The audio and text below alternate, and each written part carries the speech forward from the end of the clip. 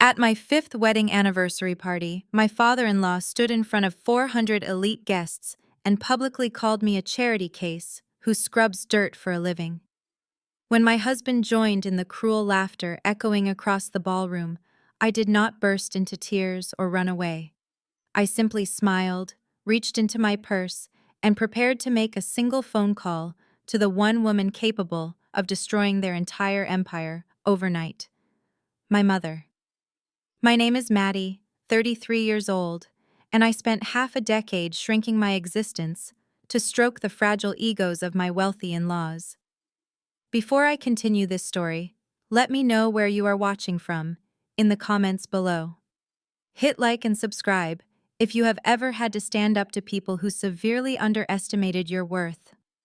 The crystal chandeliers of the exclusive Oak Ridge Country Club cast a glittering light over the grand ballroom. 400 of the city's most influential politicians, investors, and socialites were seated at tables draped in white silk. The air smelled of expensive perfume and roasted duck. It was supposed to be a celebration of my 5 years of marriage to Carter Reynolds. Instead, it was an execution of my dignity. Richard Reynolds, my 65-year-old father-in-law, stood at the front podium tapping his crystal champagne flute with a silver spoon. The room fell into a respectful hush. Richard was the patriarch of the Reynolds commercial real estate firm, a man who built his entire personality around intimidating those he deemed beneath his tax bracket. From the day Carter proposed, Richard made it entirely clear that my career as a freelance art restorer was nothing more than peasant work. For 5 years, I swallowed his casual cruelty. I endured the family dinners where Richard would serve me grocery store wine while pouring $100 vintage Bordeaux for his blood relatives. I stayed silent when he intentionally left me out of family portraits. I convinced myself that keeping the peace was the mature choice. I convinced myself that Carter loved me enough to make up for his family's toxic behavior. Richard adjusted his designer tie and leaned into the microphone. His voice boomed across the silent ballroom. 5 years ago, my son Carter took a vow. We all know Carter. He is the brilliant vice president of our firm, a man carrying the heavy weight of the Reynolds family empire squarely on his shoulders. And he does it with grace. But behind every exhausted executive is a wife holding down the fort. Richard paused, his lips curling into a condescending smirk. He looked directly at my table. Let us raise a glass to my lovely daughter-in-law, Maddie, a sweet little charity case who happily stays down in her basement scrubbing dirt off old canvas, while my son actually builds the future of this city. To Maddie and her little art hobby. A wave of awkward, mocking laughter rippled through the ballroom. I turned to look at my husband, desperately hoping to see anger in his eyes, hoping he would stand up and defend the woman he married. Instead, Carter was chuckling along with his father, swirling the amber liquid in his whiskey glass, looking mildly embarrassed by my mere presence. The heat of supreme humiliation flushed my cheeks, but it was instantly replaced by an ice-cold clarity. The blindfold I had worn for 5 years suddenly fell away. I was not a partner to Carter. I was a prop. I was a convenient punching bag for a family of narcissistic bullies. I did not shrink down into my silk chair. I slowly pushed my chair back and stood up. The scraping sound of wood against marble echoed sharply, cutting through the scattered laughter. I walked purposefully toward the nearest waiter, plucked the spare wireless microphone from his tray, and turned to face Richard. The room went dead silent. 400 pairs of wealthy eyes locked onto me. Thank you for that heartwarming toast, Richard, I said, my voice steady and amplified across the vast room. And speaking of my little art hobby, I actually just finished scrubbing the dirt off that 17th century Baroque landscape you sneaked into my basement last month. You know the one. The $2 million masterpiece you specifically begged me to restore completely off the books so you could hide the asset from the IRS. A collective audible gasp shattered the silence of the ballroom. Several investors at the front tables physically recoiled. The smug grin on Richard's face instantly dissolved, replaced by a sickening shade of pale gray. He gripped the edges of the wooden podium so hard his knuckles turned stark white. Maddie, shut your mouth right now, Richard hissed, though the microphone picked up his panicked whisper perfectly. "Oh, I am just celebrating your brilliant financial strategies, Richard," I replied, tilting my head with a sickeningly sweet smile. After all, it takes a special kind of genius to commit federal tax fraud while simultaneously insulting the only person holding the evidence. The whispers erupted instantly. High society wives leaned into their husbands, their eyes wide with scandal. A prominent bank executive seated near the front row slowly set his champagne glass down, his expression hardening as he stared at Richard. In the world of commercial real estate, perception was currency, and I had just set Richard's vault on fire. I watched my husband Carter spring up from his seat, his face contorted with a mixture of absolute terror and narcissistic rage. He was storming toward me, his hands balled into tight fists, completely unmasking the polished gentleman routine he sold to the public. The war had officially begun, and they had absolutely no idea who they had just provoked. Carter closed the distance between us in seconds. His expensive Italian leather shoes slapped aggressively against the polished hardwood floor. Before I could say another word, he lunged forward and violently yanked the microphone out of my hand. A sharp squeal of audio feedback pierced the ballroom, making several guests cover their ears in shock. But Carter did not care about the noise. He only cared about his shattered ego. "Are you completely out of your mind?" he screamed, his voice raw and echoing without the microphone.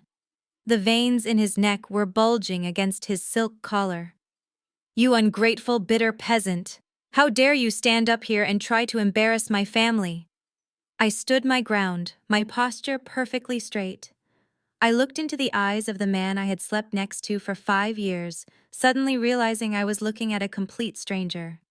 Or perhaps, I was finally looking at his true self.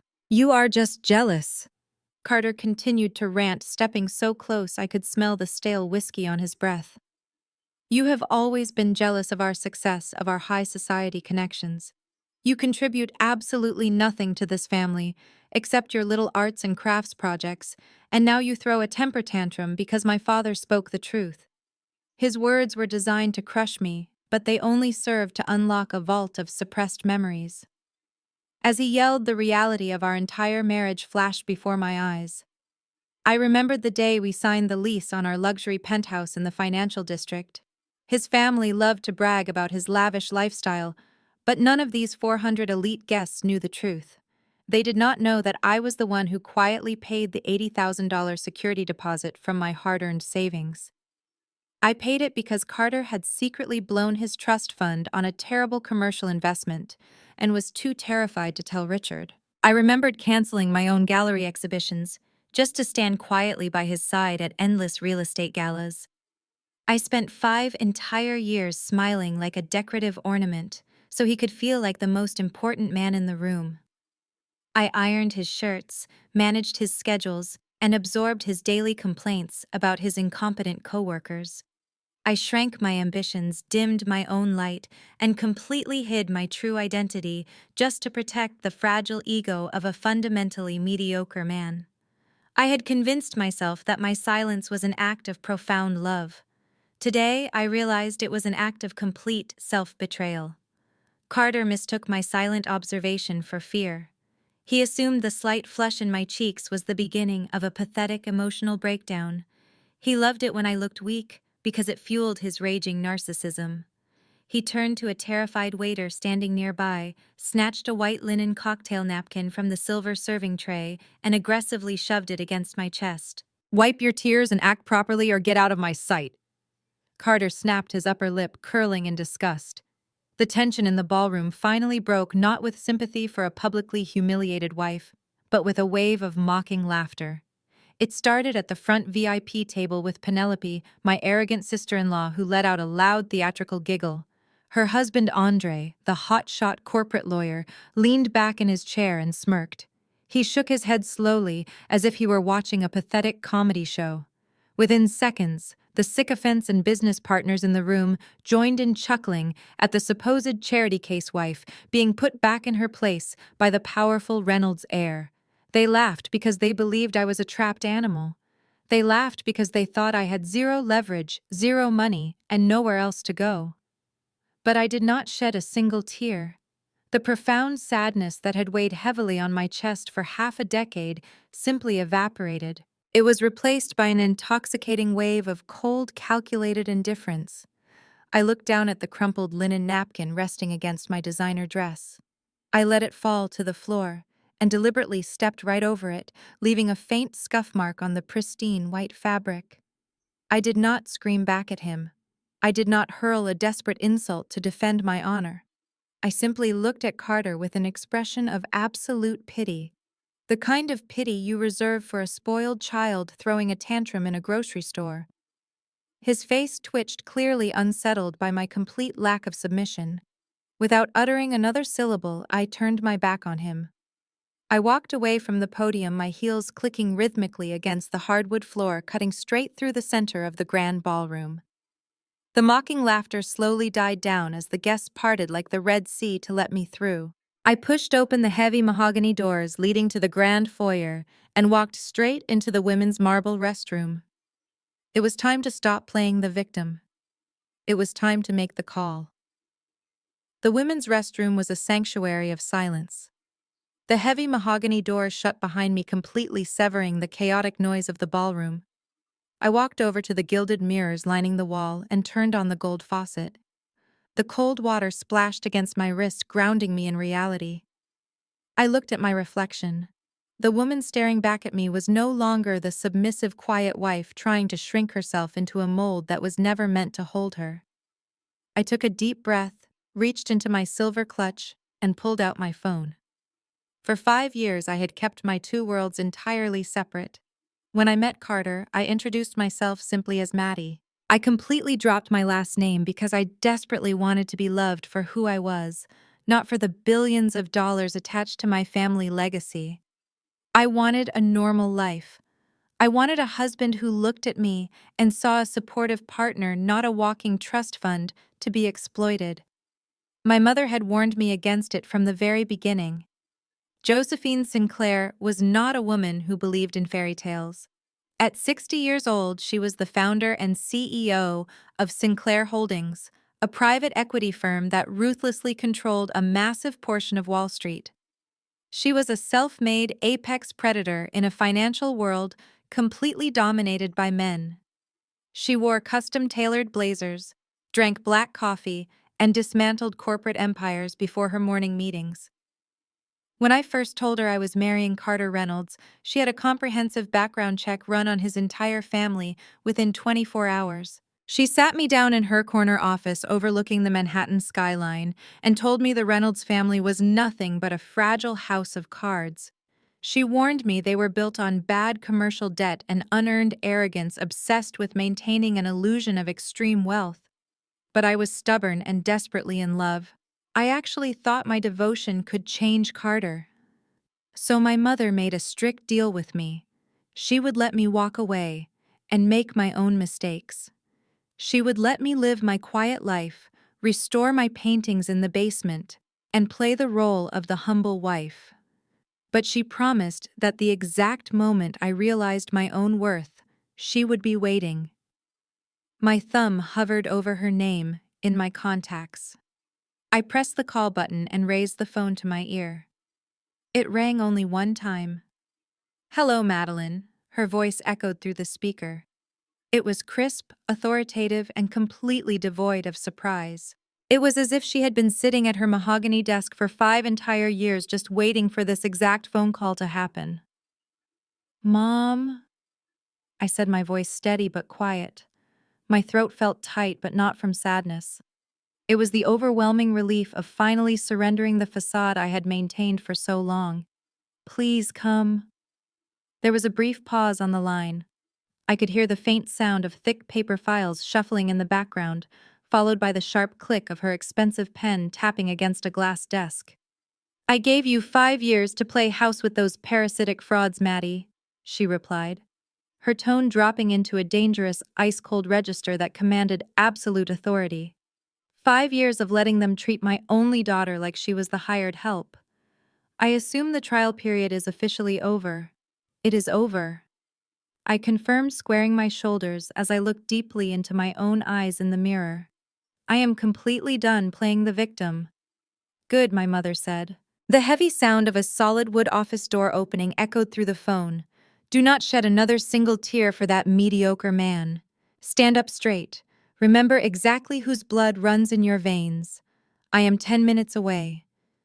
The line went dead. I slowly lowered the phone, staring at the black screen for a long moment. A strange electric energy began to pulse through my veins. The Reynolds family truly thought they held all the power because they owned a failing commercial real estate firm and a membership to a snobby golf club.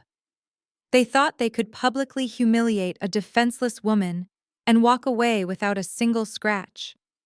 They were about to learn a catastrophic lesson in actual power dynamics. I opened my clutch, pulled out my favorite shade of crimson lipstick, and carefully applied it. I smoothed the fabric of my evening gown and took one last look in the mirror. The scared, accommodating wife was gone.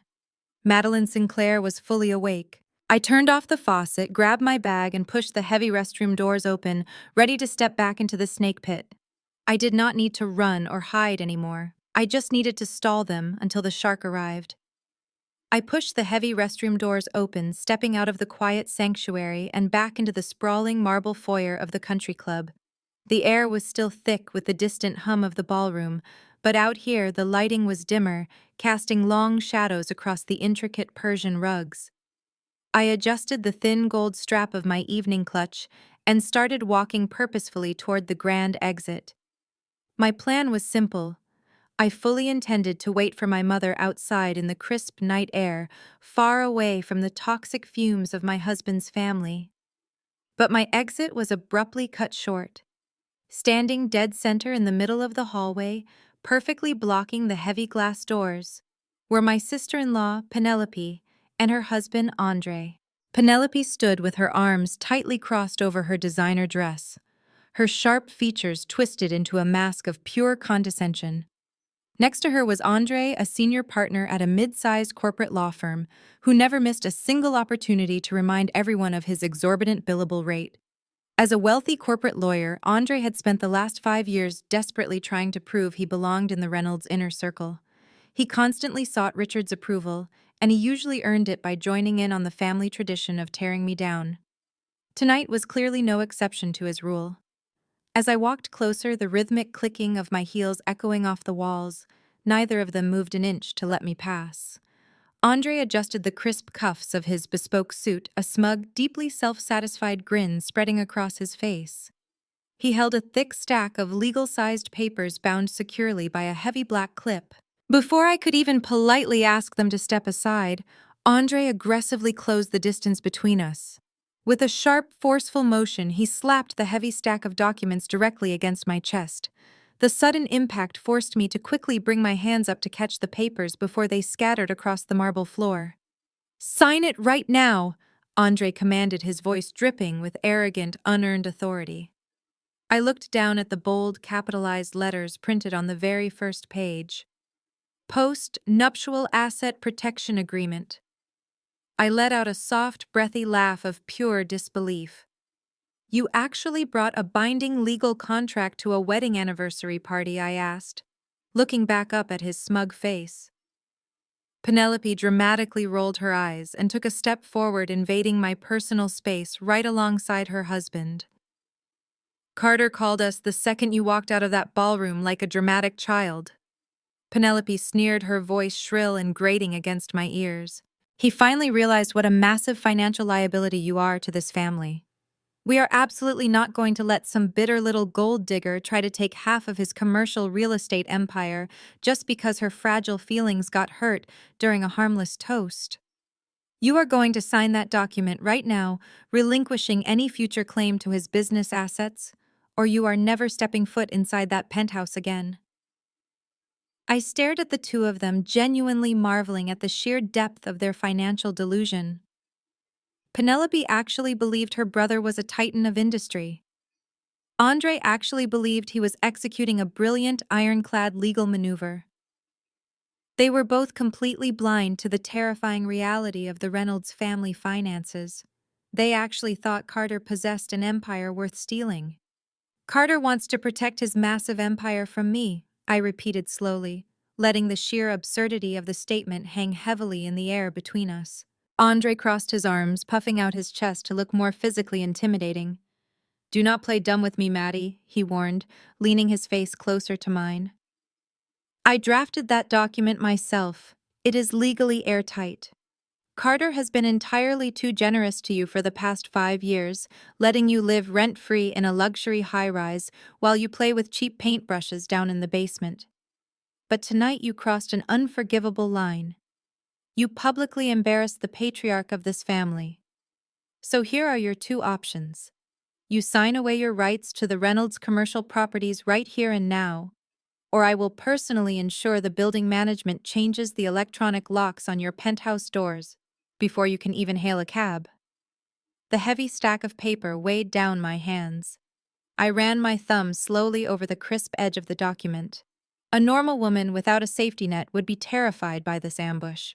A normal woman would be crying, begging for access to her own home, or frantically trying to call a cheap lawyer. But I was not a normal woman, and I certainly was not defenseless. I looked at the legal document, then looked back at Andre, noticing a very slight bead of sweat forming on his forehead despite his confident posture. He was trying to legally bully me into signing away my rights to a sinking ship, and he had absolutely no idea that I already held the deed to the ocean it was currently drowning in. I looked from the thick legal document in my hands to Andre's perfectly manicured fingers, and then up to his smug, expectant face. And for the first time that entire evening, I laughed. It was not a nervous giggle or a hysterical sob. It was a deep, genuine laugh that echoed off the high marble ceilings of the country club lobby. Penelope took a physical step back, her eyes widening in confusion. The smug smile on Andre's face instantly vanished, replaced by a deep scowl of offended authority. "What exactly is so funny?" Madeline Andre demanded, his voice dropping an octave as he tried to reassert his dominance. "This is a legally binding document. Refusing to sign it right now constitutes a hostile action against your husband and his estate." "His estate," I echoed, still smiling as I tapped the heavy paper against my palm. "Tell me something, Andre. As a highly paid senior partner specializing in corporate mergers, do you actually read the financial discovery files your law firm processes? Or do you just blindly stamp whatever Richard places on your desk so you can keep your expensive country club membership active?" "I am the lead counsel for Reynolds Commercial Real Estate." Andre snapped his chest, puffing out again as he leaned toward me. "I oversee every major transaction that goes through that office. Our portfolio is absolutely rock solid, and I will not stand here and be insulted by a woman who plays with paint for a living." "Rock solid," I repeated softly, letting the words hang heavily in the quiet air of the lobby. "Is that what they are teaching at Harvard Law these days? Because the last time I checked, a corporate empire that is currently 80% leveraged across all of its major commercial properties is not exactly rock solid. It is a fragile house of cards, just waiting for a strong breeze."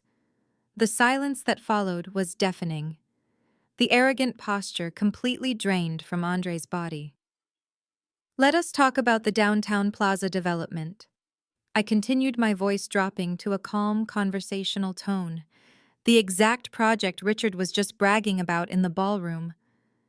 "How do you legally classify 3 consecutive missed quarterly payments on a high-yield mezzanine loan?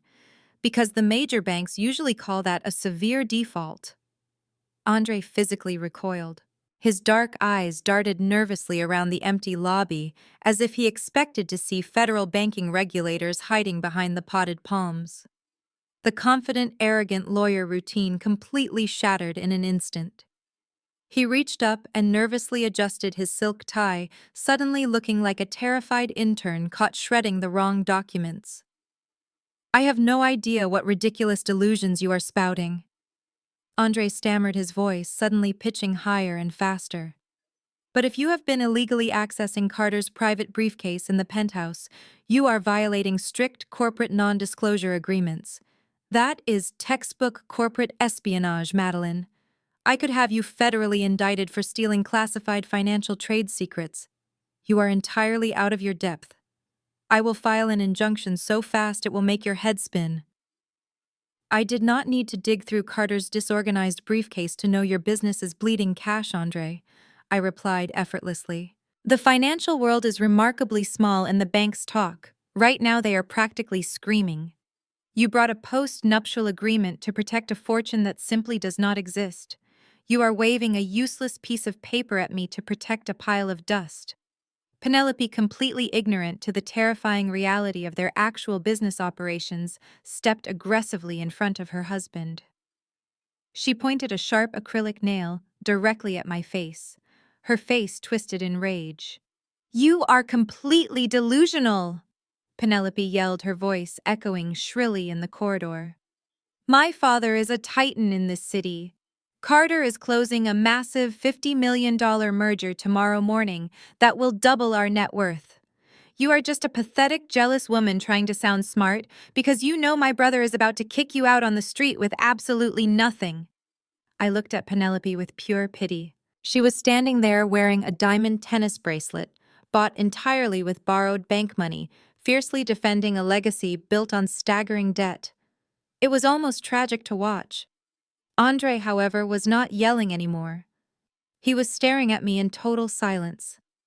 His sharp legal mind was frantically trying to calculate how the quiet art restorer knew the exact percentage of their highly classified leveraged assets. He knew I was right, and the sheer panic radiating from his rigid posture was palpable.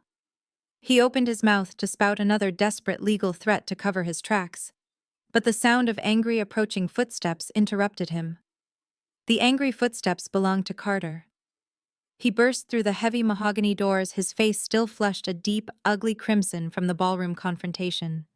He marched straight toward us, aggressively yanking at his expensive silk tie, as if the fabric were suddenly suffocating him. He stopped right beside his sister, squaring his shoulders to form a united front of sheer Reynolds family arrogance. "What exactly is going on out here?" Carter barked, glaring at me before turning to Andre. "Is she giving you trouble with the post-nuptial agreement? Your wife seems to be suffering from a severe psychotic break." Penelope chimed in, immediately, pointing a sharp acrylic nail at my face. "She is standing here insulting Andre's legal expertise and making up completely ridiculous lies about the company's financial status." Carter whipped his head back toward me, his eyes narrowing into dark, hateful slits. For a brief, fleeting second, I actually saw a raw flash of panic in his pupils. He knew I handled the household accounting. He knew I saw the bright red late notices buried beneath his golf magazines on the kitchen island. But his fragile, narcissistic pride would never allow him to admit weakness in front of his sister and her highly successful husband. "You really do not know when to keep your mouth shut, do you, Maddie?" Carter snarled, stepping aggressively into my personal space. "You embarrassed my father in front of 400 of the most important investors in this city, and now you are out here disrespecting my family. You think because you washed a few dirty paintings you suddenly understand high-level corporate finance. I understand basic math." "Carter," I replied evenly, not backing down a single inch, "which is clearly more than anyone else in your bloodline can say." "That is enough!" Carter yelled, his voice echoing loudly against the marble pillars of the lobby. "I am completely done playing games with you. You want to act like a defiant, ungrateful brat. Then you can live exactly like one. As of right now, I am cutting off every single credit card in your wallet. Do not even think about calling a cab on my dime." He pointed a shaking finger toward the heavy glass exit doors leading out to the valet stand. "And do not bother going back to the apartment." Carter continued, his voice dripping with venomous, triumphant satisfaction. "I am texting the building concierge right now. I am telling them to deactivate your key fob and permanently lock you out of the penthouse. Let us see how arrogant you feel when you are sleeping on the streets tonight." Penelope crossed her arms, a cruel smirk spreading across her face. She looked at me as if I were a piece of garbage waiting to be swept out the back door. Andre stood silently, though his sharp lawyer eyes darted nervously between me and Carter, trying to read the shifting dynamic. I looked down at the polished marble floor, took a deep, steadying breath, and let out a soft, pitying sigh. When I looked back up, the triumphant sneer on Carter's face faltered just a fraction. "Cut off my credit cards," I asked, my voice calm, level, and completely devoid of fear. "You mean the platinum cards that are registered under my personal social security number? The ones that currently have a zero balance because I actually pay my bills on time every month?" Carter blinked rapidly, momentarily thrown off balance by the cold reality of my statement. "And lock me out of the penthouse?" I continued, taking a slow, deliberate step toward him. "That is a fascinating legal threat, Carter. I am incredibly curious to see how the luxury building management handles a request to lock out the primary leaseholder." Penelope scoffed loudly, rolling her eyes. "Stop lying, Maddie. Everyone knows Carter pays for that luxury apartment." "Does he?" I asked, turning my gaze to Penelope, whose confident expression suddenly wavered. I turned back to my furious husband. "Did you tell your sister the truth about our apartment, Carter? Did you tell your brilliant corporate lawyer brother-in-law exactly how we secured that lease?" Carter's face went from flushed red to a sickly pale white in a matter of seconds. He swallowed hard, his throat bobbing nervously. "Shut up right now, Maddie. 3 years ago, I said, raising my voice just enough to ensure Andre and Penelope heard every single syllable clearly. Carter decided to play real estate tycoon without his father's permission. He sank his entire trust fund into a disastrous commercial strip mall project on the east side. It went bankrupt in 6 months. Richard was so furiously embarrassed he completely froze Carter's accounts. "I told you to shut up," Carter hissed, stepping forward as if he wanted to physically clamp his hand over my mouth. "So when it came time to sign the lease for that beautiful 5,000 square foot penthouse," I pressed on my voice, cutting through the lobby like a sharpened steel blade. Carter did not have a single dime to his name. I was the one who quietly wired the $80,000 security deposit and the first month's rent. I paid for it using the money I earned from my little art hobby. I watched the devastating realization wash over Penelope's face. She turned slowly to look at her brother, her eyes wide with shock and sudden, undeniable disgust. In the Reynolds family, the only sin worse than being poor was losing money and looking like a fool. Carter had managed to do both, and I had just exposed his deepest, most shameful financial failure to the very people he constantly tried to impress. "So, go ahead, Carter," I challenged, pulling my phone out of my evening clutch and holding it out toward his chest. "Call the concierge. Tell them to lock out the woman who actually pays the rent on your fake luxury life. I absolutely dare you." Carter stood entirely frozen, his hand hovering awkwardly in the air. He did not reach for my phone. He did not call my bluff because he knew it was the absolute truth. The heavy silence in the lobby was suddenly broken by the sound of sharp, angry footsteps clapping against the marble floor. "Is this what we are doing now?" a deep, booming voice demanded. I turned to see Richard Reynolds marching through the grand double doors of the ballroom. His face was a mask of pure, concentrated fury. He had clearly noticed the extended absence of his son and his lawyer son-in-law, and he had come to squash whatever rebellion I was supposedly staging. As soon as Richard entered the space, the entire dynamic shifted. Carter visibly relaxed his shoulders, dropping as he stepped back to let his father take the lead. Penelope smirked, her confidence instantly restored by the presence of the family patriarch. Even Andre stood a little taller, eager to watch Richard execute the legal intimidation he had just failed to accomplish. Richard stopped a few feet away from me, his cold eyes sweeping over the scene. He looked at the thick stack of legal papers I was still holding, then looked at Carter with an expression of profound disappointment. "I told you to handle this quietly, Carter," Richard scolded, not even bothering to look at me yet. "I told you to get her signature before the appetizers were served. Now you have half the ballroom whispering about why the guest of honor stormed out like a petulant child." He finally turned his gaze to me. It was the same look of utter disdain he had given me on the very first day we met. To Richard, I was not a human being. I was an accounting error, a bad investment his son had made that needed to be aggressively written off. You really thought you did something clever in there, Maddie, Richard said, his voice dangerously low. You thought throwing a little tantrum in front of my investors would give you some kind of leverage. Let me make something abundantly clear to you. You are a nobody. You came from nothing. You brought absolutely nothing to this family, and you are about to leave with nothing. He stepped closer, invading my personal space, just as his son had done moments before. But Richard was far more dangerous than Carter. Richard actually had the social power to back up his cruelty. You are very proud of your little art restoration business, Richard sneered, pointing a thick finger at my face. You think because you scrubbed a few canvases for my associates that you are somehow indispensable? Do you have any idea who I play golf with every Sunday? I sit on the board of directors for the Downtown Arts Council. I have lunch with the curators of the three biggest museums in this state. I stared back at him, my expression completely neutral, letting him dig his own grave with his arrogance. By 9 o'clock tomorrow morning, Richard continued, his voice rising with vindictive pleasure. I will make exactly 3 phone calls. I will tell them that you are unstable, untrustworthy, and prone to destroying valuable assets. I will ensure that your name is completely blacklisted across the entire East Coast. You will never be hired to restore a finger painting, let alone a fine piece of art. Your little hobby is officially dead. Penelope let out a soft, mocking laugh. Carter crossed his arms, staring at me with a look of smug satisfaction.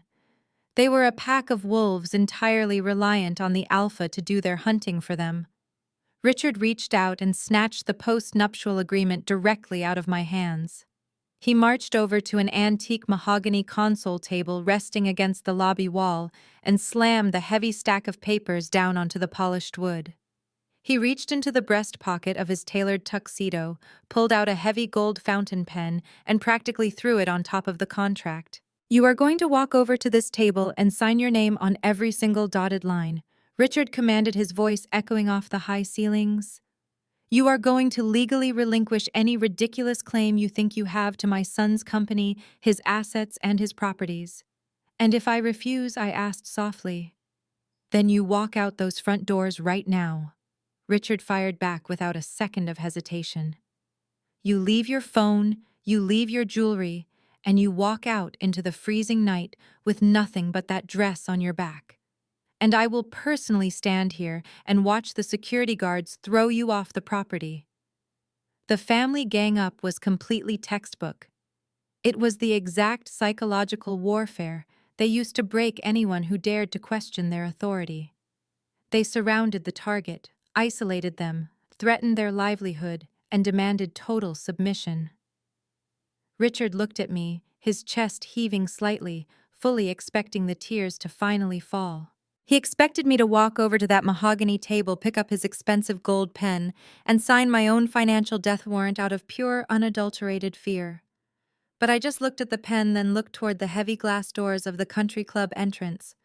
The 10 minutes were almost up. I did not reach for the gold fountain pen. I did not take a single step toward the antique mahogany console table. Instead, I slowly met Richard's icy glare with absolute unbreakable calm. I let a long, tense moment pass between us, watching the thick veins in his neck begin to throb. I am not signing a single page of your worthless contract, Richard, I said, my voice cutting cleanly through the heavy air of the lobby. And I am certainly not walking out of here empty-handed. You do not own me. You do not own my business. And despite what you tell your wealthy friends over bad golf games, you barely even own your own real estate company. Richard's face contorted into a hideous mask of pure, unadulterated shock. He was completely unaccustomed to anyone, let alone a woman he deemed financially inferior, defying his direct orders. But it was Carter who completely lost whatever shred of sanity he had left. His father's presence had reinflated his fragile ego, and my flat refusal to submit was the ultimate public insult. Carter stepped forward, his fists clenched so tightly his knuckles turned a sickly shade of white. You arrogant, ungrateful little witch! Carter spat, his voice trembling with narcissistic rage. You think you can just stand here and disrespect my father in his own territory? You think you hold a single ounce of power in this building? Without waiting for my answer, Carter abruptly turned away from me, raised his hand high in the air, and snapped his fingers with a sharp, echoing crack. "Security!" Carter bellowed, his voice carrying aggressively toward the front entrance doors. "Security, get over here right now!" Instantly, two massive men wearing sharp black suits and discreet earpieces detached themselves from their posts near the valet stand. They moved with swift, practiced efficiency, their heavy boots thudding ominously against the polished marble floor. The country club hired these men, specifically to protect the elite from the outside world, but tonight, Carter was using them as his personal attack dogs. As they quickly approached our group, Carter pointed a shaking accusatory finger directly at my chest. "This woman is legally trespassing," Carter announced loudly to the head of security, a burly, intimidating man whose gold name tag read Jenkins. "She is causing a severe public disturbance at a private, highly exclusive family event. She is no longer welcome on these premises. I want her physically removed from this property immediately. Do not let her grab a coat. Do not let her call a cab. Just drag her out the front doors and throw her onto the street." Jenkins hesitated for a brief fraction of a second. His sharp eyes darted between my expensive evening gown and Carter's furious, flushed face. He recognized me. He knew I was the wife of the man giving the orders, the supposed guest of honor for this massive anniversary party. But in this fiercely exclusive club, the Reynolds family signed the checks and commanded the room. Ethics did not matter here, only the hierarchy of wealth. Penelope let out a delighted, malicious laugh, practically vibrating with excitement. She was eagerly waiting to see me humiliated, manhandled, and tossed onto the cold pavement like a piece of common trash. Andre folded his arms across his chest, a smug, highly satisfied smirk plastered on his face. As a lawyer, he knew exactly what Carter was doing, establishing absolute physical and legal dominance by treating me as an unwanted vagrant. The two large security guards closed the distance, stepping aggressively into my personal space. They positioned themselves on either side of me, completely blocking my path to the exit doors. Their massive frames cast dark, heavy shadows over me, creating an immediate, terrifying physical threat. The air in the lobby suddenly felt incredibly thin. This was no longer just a war of words or a battle over financial documents. My husband was actively commanding strange men to lay their hands on me. "Ma'am," Jenkins said, his voice deep, gravelly, and devoid of any warmth. He took one step closer, his massive hand hovering just inches from my bare shoulder, ready to grip my arm and forcibly march me out. "I need you to come with us right now. Do not make a scene, and do not make this difficult." Carter stood safely behind his wall of hired muscle, a sickeningly triumphant smile spreading across his face. He truly believed he had won. He believed the sheer physical intimidation of two massive security guards would finally break my spirit and force me to my knees. He expected me to cry, to beg, to frantically apologize to his father, to avoid being thrown onto the cold concrete. I looked at the heavy hand hovering over my shoulder, then looked up into Jenkins's hardened face. I did not flinch, and I certainly did not back down. Jenkins' massive hand remained suspended just inches from my bare shoulder. I could feel the heat radiating from his palm, a physical manifestation of the immediate threat hanging over me. The entire lobby seemed to hold its collective breath, waiting for the moment I would finally break, scream, or be forcefully dragged away. Instead, I slowly rotated my left wrist and looked down at my watch. 9 minutes and 45 seconds had passed since I hung up the phone in the marble restroom. Time was officially up. I shifted my gaze from the glowing face of my watch back to the hardened eyes of the head security guard. I did not raise my voice. I did not sound frantic, emotional, or desperate. I spoke with the quiet, chilling authority of a woman who held every single card in the deck. "Before you make the most catastrophic professional mistake of your entire career, Jenkins, I suggest you take a very deep breath and verify a piece of public record," I said smoothly. Jenkins froze. His thick brow furrowed in genuine confusion. As a luxury country club security guard, He was highly trained to handle screaming, intoxicated socialites or aggressive gatecrashers. He was completely unprepared for a woman facing imminent physical removal to speak to him with the calm, measured cadence of a commanding officer. Richard Reynolds might pay his exorbitant monthly membership dues to play golf here. I continued, my voice steady and unwavering. But he does not own the ground you are currently standing on. The Oak Ridge estate is leased land. You might want to radio your general manager and ask him exactly which private equity firm holds the master deed to this entire property before you dare to lay a single finger on my arm. The effect of my words was immediate. Jenkins slowly pulled his hand back just a fraction of an inch, his institutional self-preservation instinct overriding Carter's barking orders. Jenkins shot a quick, uncertain glance toward Richard, seeking confirmation or denial. That tiny, fleeting moment of hesitation from the hired muscle absolutely infuriated the Reynolds family.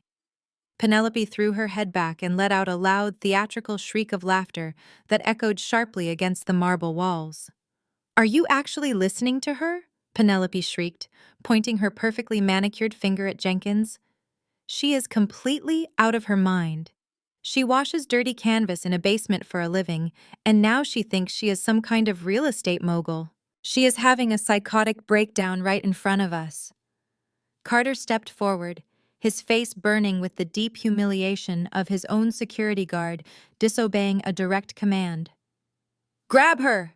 "Jenkins," Carter yelled, his voice cracking with unhinged rage. "Stop listening to this insane garbage. She is a desperate gold digger trying to buy time because she knows she has absolutely nothing left to her name. Throw her out onto the street right now."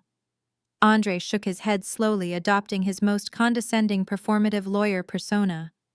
"This is frankly embarrassing to witness, Maddie." Andre sighed, adjusting his expensive silk tie. "Claiming you own the country club. The Oak Ridge estate has been owned by a private holding corporation for 2 decades. Its assets are entirely insulated. You are making a complete fool of yourself. Just sign the post-nuptial agreement on the table and leave with whatever shred of dignity you have left." I looked at Andre, fighting the urge to smile. He was a corporate lawyer bragging about a holding corporation, completely unaware that the very holding corporation he was referencing belonged to my mother. But Jenkins was no longer listening to their insults. He was caught squarely in the middle of a war he did not understand, and his survival instincts were screaming at him to verify my claim. He reached up to press the button on his shoulder radio, intending to call the front desk manager to clear his own name. "If you do not remove this hysterical woman from my sight this very second, I will personally have your job," Richard roared, stepping directly into Jenkins's face. His face was a terrifying shade of purple. "I sit on the advisory board of this club. I will see to it that you never work in private security in this entire state again. Do you understand me?" The chaos peaked into a deafening crescendo. Carter tried to physically push past the security guards to grab my arm himself. Penelope was shouting insults, calling me crazy, delusional, and unhinged. Richard was aggressively threatening the staff. They were a swirling storm of narcissistic abuse, entirely convinced of their own untouchable supremacy. They were so blinded by their arrogant delusions that they could not see the actual reality closing in around them. I remained completely still. I did not defend myself against their rapid-fire insults. I simply stood my ground, watching my husband's face twist into an ugly mask of furious entitlement. They were all so incredibly confident in their imaginary kingdom. But the clock had finally run out, and the storm they had been begging for had officially arrived. Right on cue, the massive double doors of the country club entrance did not just open. They practically blew inward. A sharp, violent gust of cold evening air swept through the grand lobby, instantly dropping the temperature and rattling the heavy crystal prisms of the overhead chandeliers. Everyone froze in place. Richard stopped his tirade mid-sentence. Carter dropped his pointing hand. Penelope snapped her mouth shut, her theatrical laugh dying instantly in her throat. Even Jenkins and his massive security partner turned their heads in alarm. their hands instinctively reaching toward the heavy utility belts at their waists.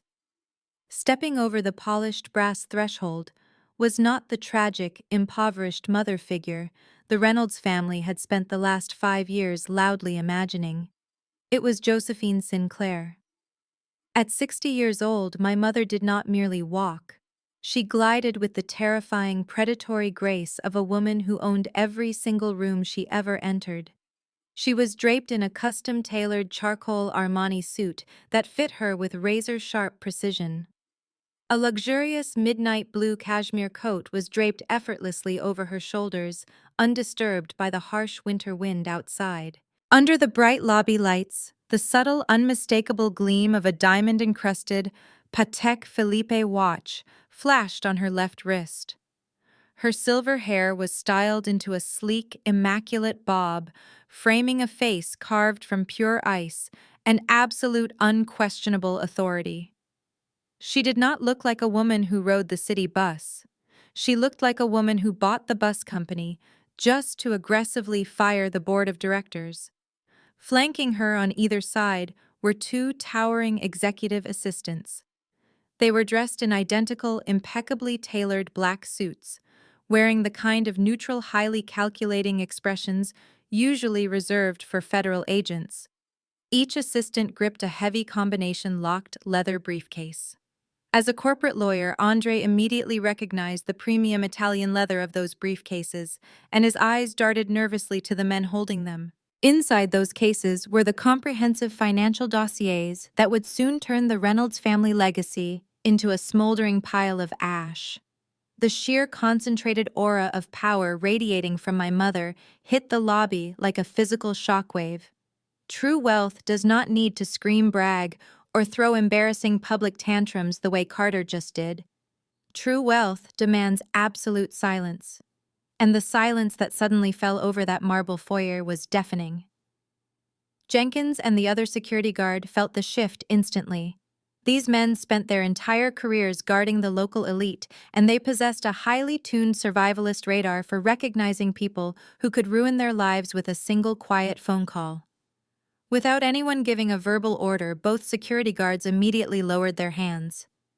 They took 3 large, synchronized steps backward, completely clearing the space around me. The physical threat they had posed just seconds ago evaporated into thin air. They no longer answered to Carter or Richard. Their institutional instincts told them the real boss had just entered the building. My mother did not even look at the security guards as they retreated.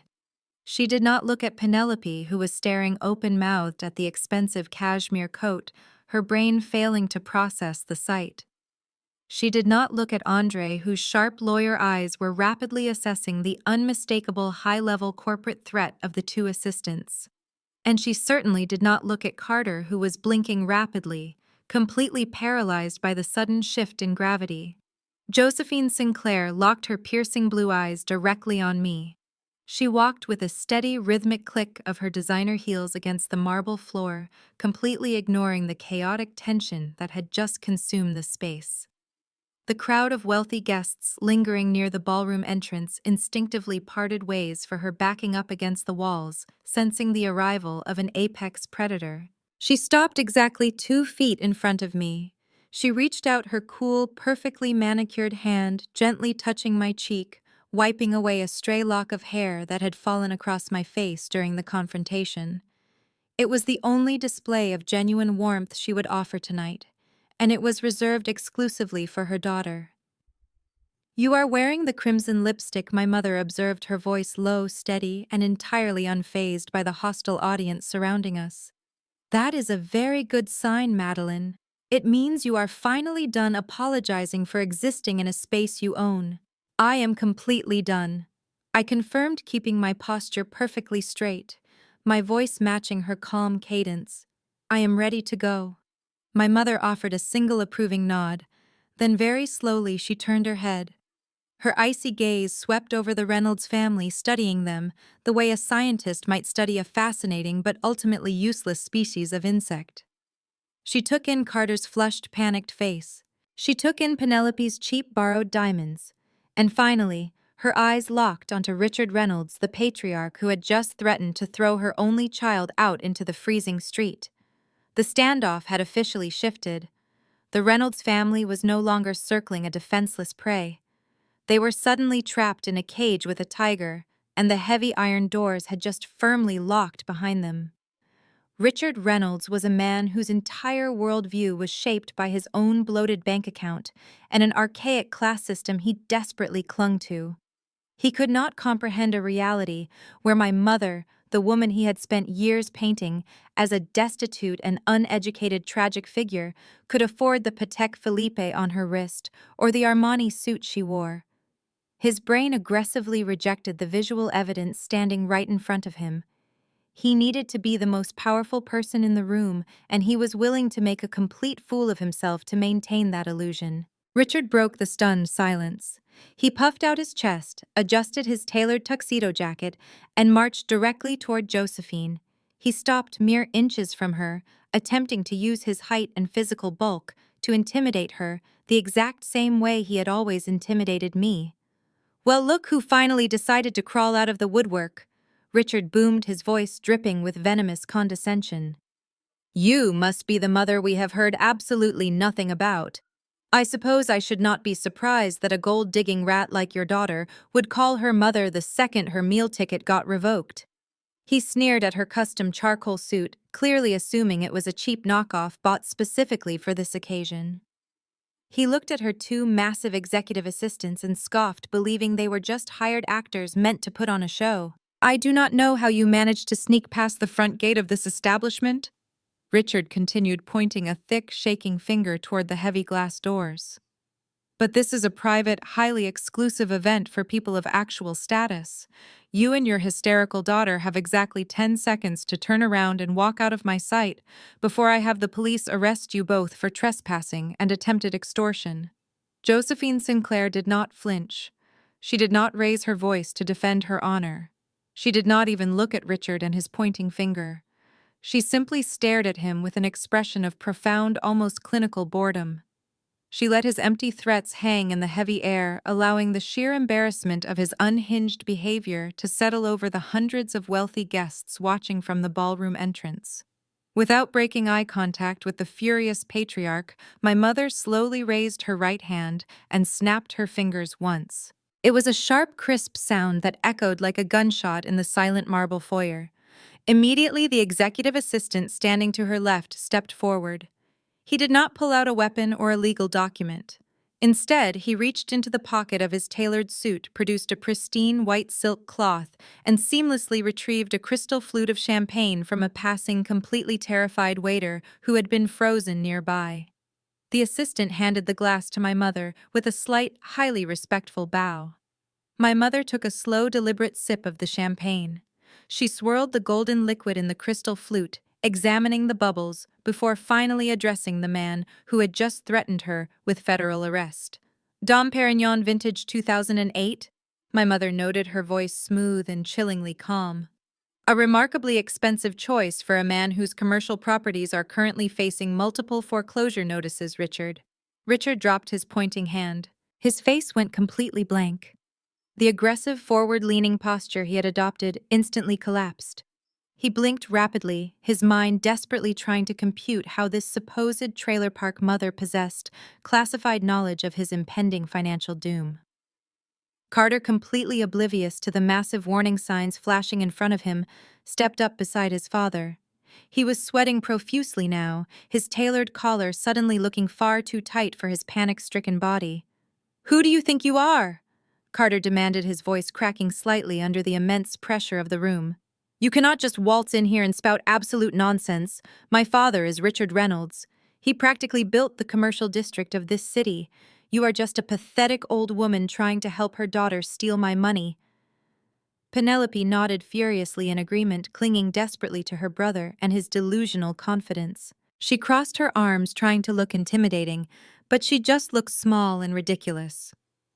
Andre, however, remained entirely silent. His legal instincts were screaming at him. He was staring intensely at my mother, and her face trying to place where he had seen her before. As a senior corporate lawyer, Andre read the financial papers religiously. He recognized the premium Italian leather of the briefcases her assistants carried. He recognized the specific model of the watch on her wrist, a timepiece that cost more than his entire annual salary. The terrifying realization of who was actually standing in front of him was just beginning to claw at the edges of his mind, draining the blood completely from his face. My mother ignored Carter completely. She handed the half-empty crystal flute back to her assistant. She smoothed the lapel of her blazer and took a single step closer to Richard, forcing the towering patriarch to instinctively step backward. My mother did not even acknowledge Richard stepping backward. She completely dismissed him as a physical and social threat, which was the absolute ultimate insult to a man whose entire ego required constant, desperate validation. Instead, she glided right past the sputtering patriarch, bringing herself face to face with my husband. Carter swallowed hard. He tried to maintain his aggressive, broad-shouldered stance, but up close, the sheer intimidation of my mother was suffocating. She looked him up and down, her cold eyes lingering on his expensive silk tie and the faint sheen of nervous sweat pooling on his forehead. She was studying him, dismantling his fake confidence piece by piece without even raising her voice. "Are you the boy?" my mother asked, her voice dropping to a deceptively soft, almost melodic register, who just handed my daughter a cocktail napkin and told her to wipe her tears. Carter shifted his weight nervously. He looked over his shoulder at his father for support, but Richard was still entirely paralyzed by the mention of his highly classified impending foreclosures. Left to defend his own fragile masculinity, Carter chose the only defense mechanism he actually knew: pure, unearned arrogance. "I am a grown man," Carter snapped, puffing out his chest to make himself appear larger in his tailored suit. "I am the vice president of Reynolds Commercial Real Estate, and I am the man who gave your daughter a life of luxury she could never have afforded on her own." My mother tilted her head, a faint, highly amused smile playing on her lips. "A life of luxury," she repeated mildly, as if she were speaking to a delusional toddler. "Yes," Carter barked, his voice growing louder as he tried to convince the watching crowd of his absolute superiority. "She lived in my luxury penthouse. She attended my high society galas. I paid for everything. But tonight she proved exactly what she is: a bitter, ungrateful peasant who cannot handle the reality of high-level business." My mother did not interrupt him. She did not leap to my defense or scream at him for insulting me. She simply watched him rant, allowing the rope to spool out so he could enthusiastically hang himself with it. This was the ultimate cat-and-mouse game, and Carter did not even realize he was the prey. "You think you can walk in here wearing a rented designer suit and intimidate me?" Carter sneered, emboldened by my mother's silence. "I know exactly what kind of people you are. Grifters, con artists. You probably pawned everything you own just to look presentable tonight. But it will not work. My family is entirely untouchable. Tomorrow morning I am sitting down at the largest boardroom table in the financial district to close a $50 million corporate merger. That deal will completely cement the Reynolds legacy for the next century. We are Titan investors. We build skylines. And you and your pathetic daughter are absolutely nothing to us. You are peasant trash." The lobby was dead silent.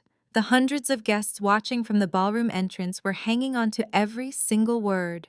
Penelope had a smug, self-satisfied smirk on her face, completely buying into her brother's bluster.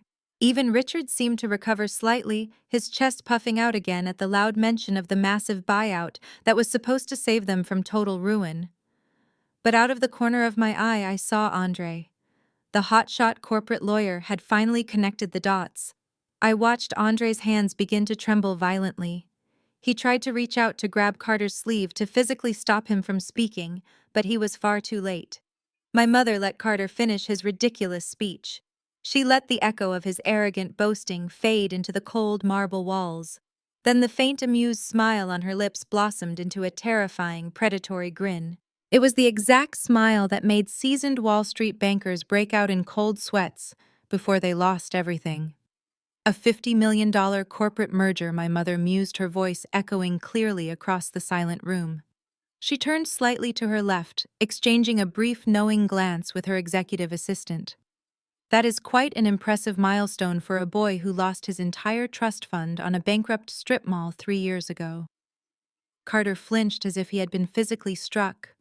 The smug smirk vanished instantly from Penelope's face. My mother took another slow, deliberate step forward, forcing Carter to look directly into her icy blue eyes. Let me make sure I have the details of this monumental business transaction entirely correct, my mother said, her tone dripping with lethal precision. Tomorrow morning at 10 o'clock, your struggling real estate firm is scheduled to be acquired in a comprehensive bailout. A merger designed to save your family from total financial collapse. Carter stared at her, his jaw tightly clenched, a fresh bead of sweat rolling down his temple. He did not answer, but his terrified silence was confirmation enough. And this life-saving acquisition, my mother continued, her voice slicing through the tension, like a sharpened scalpel, is being orchestrated by a highly aggressive private equity firm based in Manhattan. A firm known as Sinclair Holdings. Correct. Carter opened his mouth to respond, but his vocal cords completely failed him. He stood frozen under the blinding chandeliers, his face a terrifying shade of pale gray, resembling a fish gasping for air on dry land. The arrogant vice president, who had just commanded security to throw his wife onto the street, was now completely paralyzed by the mention of the very firm that held his financial life in its hands. This was the exact moment Andre decided to make the worst miscalculation of his entire professional career. As a highly paid African-American corporate lawyer who had fought tooth and nail to secure a senior partnership at a prestigious downtown firm, Andre usually possessed impeccable instincts.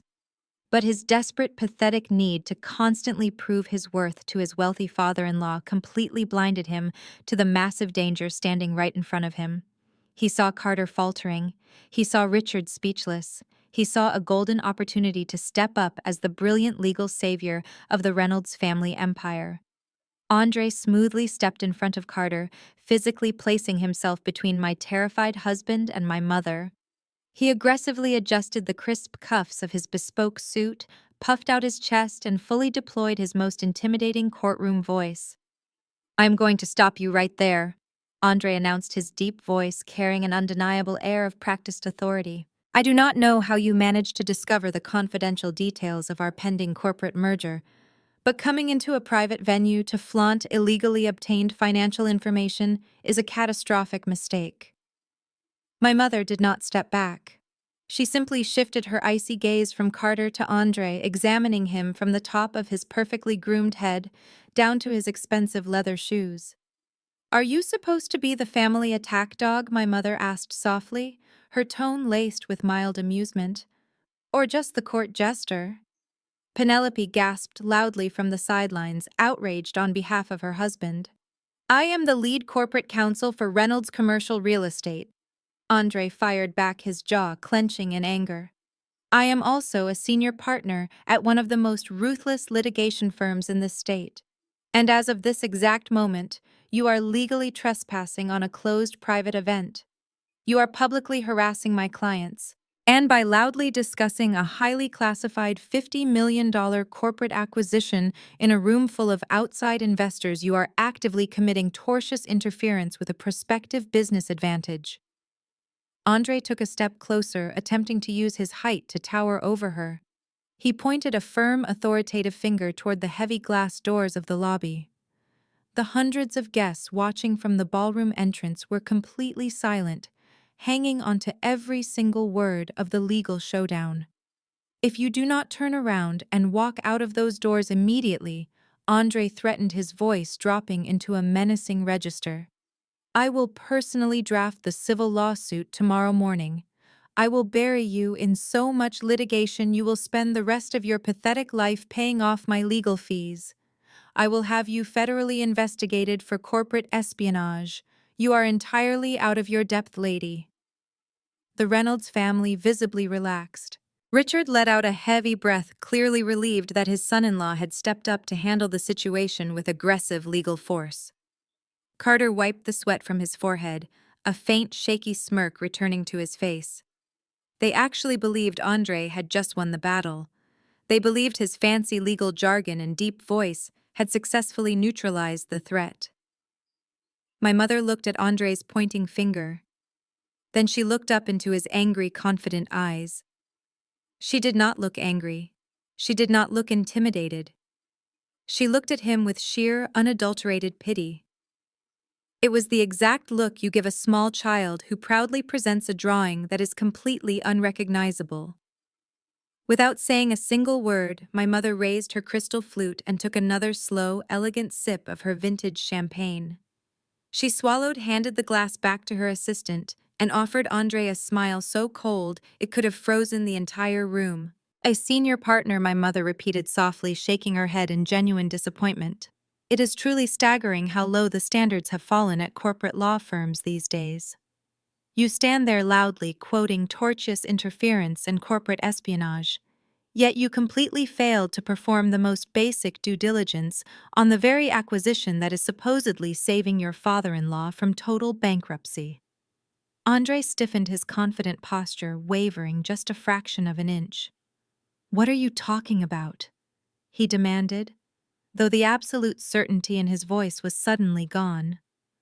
"I am talking about the fact that you are fiercely protecting a sinking ship while completely ignoring the torpedo heading straight for the hull," my mother replied, her voice slicing through the heavy air. "You threatened to bury me in litigation, counselor, but you have absolutely no idea who you are actually threatening to sue." Without breaking her gaze from Andre, my mother gave a single, barely perceptible nod to the executive assistant standing at her right. The assistant stepped forward with military precision.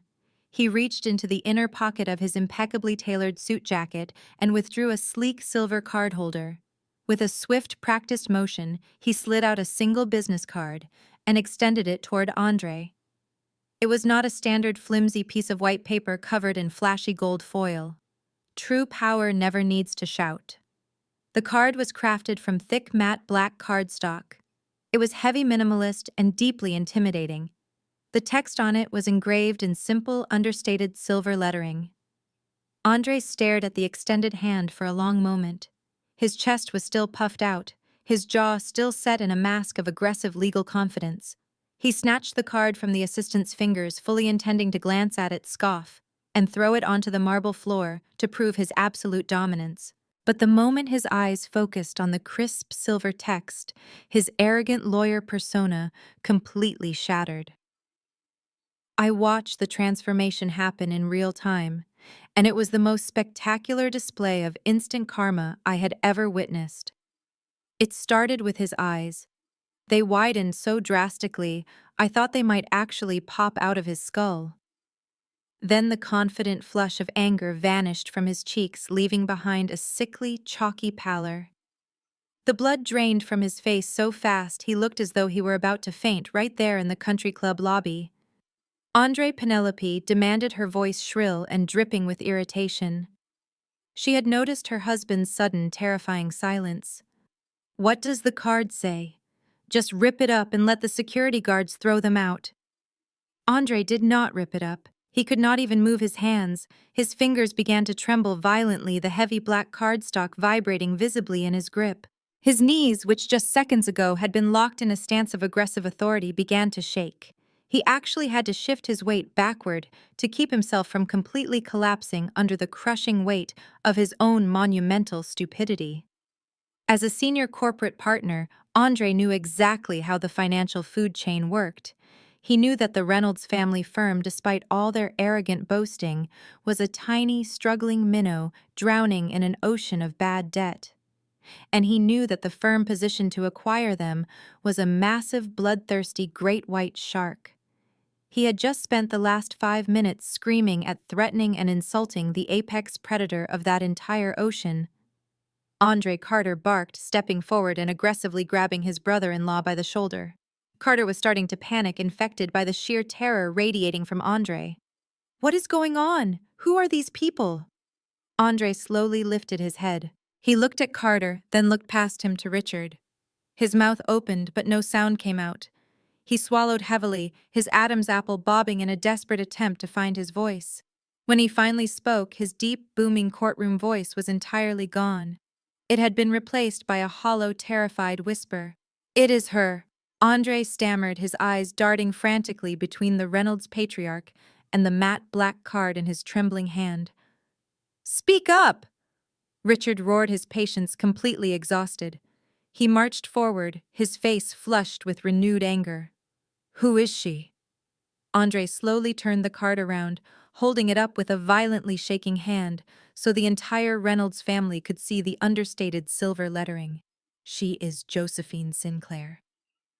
Andre choked out, his voice cracking on the syllables. He looked at Richard with eyes full of absolute unadulterated horror. "She is the founder and chief executive officer of Sinclair Holdings. She is the chairwoman of the private equity board. She is the buyer, Richard. She is the one funding the $50 million bailout tomorrow morning." The words hung in the air, echoing off the high marble ceilings of the country club. The silence that followed was not just quiet, it was a suffocating, paralyzing vacuum. It was the sound of an entire delusional empire crashing violently to the ground. Penelope gasped, both of her hands flying up to cover her mouth as she stumbled backward on her designer heels. She looked at my mother as if she were staring at a ghost. Carter let go of Andre's shoulder as if he had just touched a burning stove. He stumbled back, his eyes frantically darting between the business card, my mother, and finally settling on me. The devastating reality of the situation was violently crashing through his thick skull. He finally realized why I was completely unfazed by his financial threats. He finally understood why I had laughed when he threatened to lock me out of the penthouse. He had spent 5 entire years treating me like a disposable peasant. He had allowed his family to publicly humiliate me, isolate me, and force me to shrink myself to protect his fragile ego. And all this time, he had been sleeping next to the sole heir of the very financial empire he was currently begging for a bailout. "You," Carter whispered, his voice trembling as he stared at me, the arrogance completely stripped from his soul. "Your name, your maiden name is Sinclair." "Yes, Carter," I replied, my voice perfectly level and completely devoid of any warmth. "Madeline Sinclair. Not the charity case you bragged about saving to all of your country club friends. Not the destitute peasant who desperately needed your financial rescue. I am the sole heir of the woman standing right in front of you. The woman who quite literally owns the air your failing company breathes." The silence that fell over the Oak Ridge Country Club was absolute. It was a heavy, suffocating weight that pressed down on the massive marble foyer. Behind us, the heavy mahogany doors of the grand ballroom were still propped wide open. 400 of the most influential politicians, wealthy investors, and elite socialites in the city were crowded near the entrance, peering out into the lobby. These were the exact people Richard and Carter had spent decades desperately trying to impress with their fake wealth. Now they were all standing dead silent, watching the Reynolds family legacy publicly disintegrate in real time.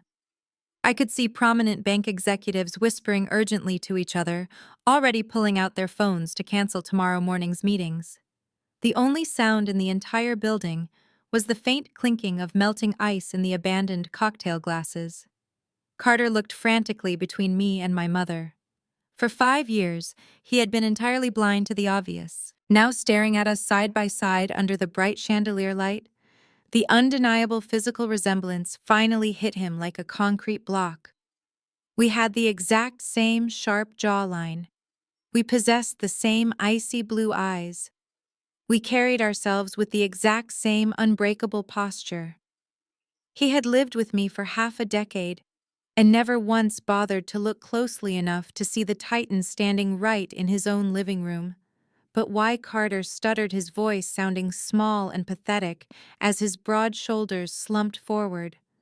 "Why would you hide it? Why would you pretend to be nobody?" "I did not pretend to be nobody," I corrected him, taking one slow, deliberate step forward, so he had to look me directly in the eyes. "I simply dropped the Sinclair attachment from my name when I moved to this city. I wanted to build a life based on my own genuine talent. I wanted to know what it felt like to be loved and respected for who I actually am, not for the billions of dollars sitting quietly in my family trust fund. I wanted a real partner, Carter. I wanted an equal. I paused, letting my eyes sweep over his terrified, sweating face. The man I had spent 5 years serving suddenly looked incredibly small. I felt absolutely nothing but cold, satisfying closure. I actually believed you were a good man beneath all the arrogant, toxic bluster your father constantly forced down your throat. I continued, my voice echoing clearly for the 400 guests to hear. I thought my devotion could make you better. But I was completely wrong. My sacrifice was entirely wasted on a family of parasites. You do not know how to love. You only know how to consume, exploit, and destroy to make yourselves feel important. Richard finally found his voice, though the booming, terrifying patriarch tone was completely gone. It was replaced by the desperate, shaky wheeze of a cornered animal. Now, Madeline, let us not be hasty, Richard pleaded, holding his hands up in a pathetic gesture of surrender. We are family. Family members sometimes say things they do not mean in the heat of the moment. We can simply go back inside the ballroom, sit down, and discuss this pending merger like civilized adults. I looked at Richard with pure, unfiltered disgust. 10 minutes ago, he was commanding his security guards to throw me onto the freezing street without a coat. Now that he realized I held the keys to his literal financial survival, he was suddenly eager to play the loving father-in-law. It was sickeningly predictable. Civilized adults do not hand their wives a napkin and tell them to wipe their tears while a ballroom full of strangers laughs at them. I fired back, my words slicing mercilessly through Richard's pathetic attempt at diplomacy. Civilized adults do not threaten to blacklist an honest business just to feed their own massive, fragile egos. Penelope, still completely unable to process the total destruction of her fake high society reality, grabbed her husband's arm. Andre, do something. Penelope hissed frantically, her acrylic nails digging into his bespoke suit. She is lying. This has to be a trick. She probably hired these actors to scare us. Tell them you are going to sue them right now. Andre violently yanked his arm out of his wife's grasp. He glared at Penelope with a look of absolute unmasked hatred. Shut your mouth, Penelope. Andre hissed through clenched teeth, his professional survival instincts fully overriding his marriage vows. Are you completely insane? That is Josephine Sinclair. If you say one more word, she will ensure neither of us ever works in this state again. Just shut up. Penelope physically recoiled, tears of genuine panic finally spilling over her cheeks. Her own husband had just publicly turned on her to save his own skin. The toxic Reynolds family dynamic was already beginning to completely cannibalize itself. My mother watched their pathetic display with cold, clinical detachment. She had given them enough time to fully digest the shockwave. Now it was time to drop the guillotine. My mother turned her attention away from Penelope and Andre. She had no interest in watching a toxic marriage tear itself apart. She had a much larger target to execute. With slow, measured steps, she walked over to the antique mahogany console table where Richard had aggressively slammed the post-nuptial agreement just minutes earlier. She looked down at the legally binding document my husband had tried to force me to sign, then gave another subtle nod to the executive assistant standing by her side. The assistant immediately stepped forward.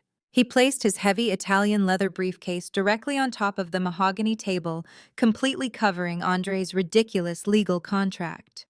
The sharp metallic click of the combination locks echoing in the quiet lobby sounded exactly like the cocking of a loaded weapon.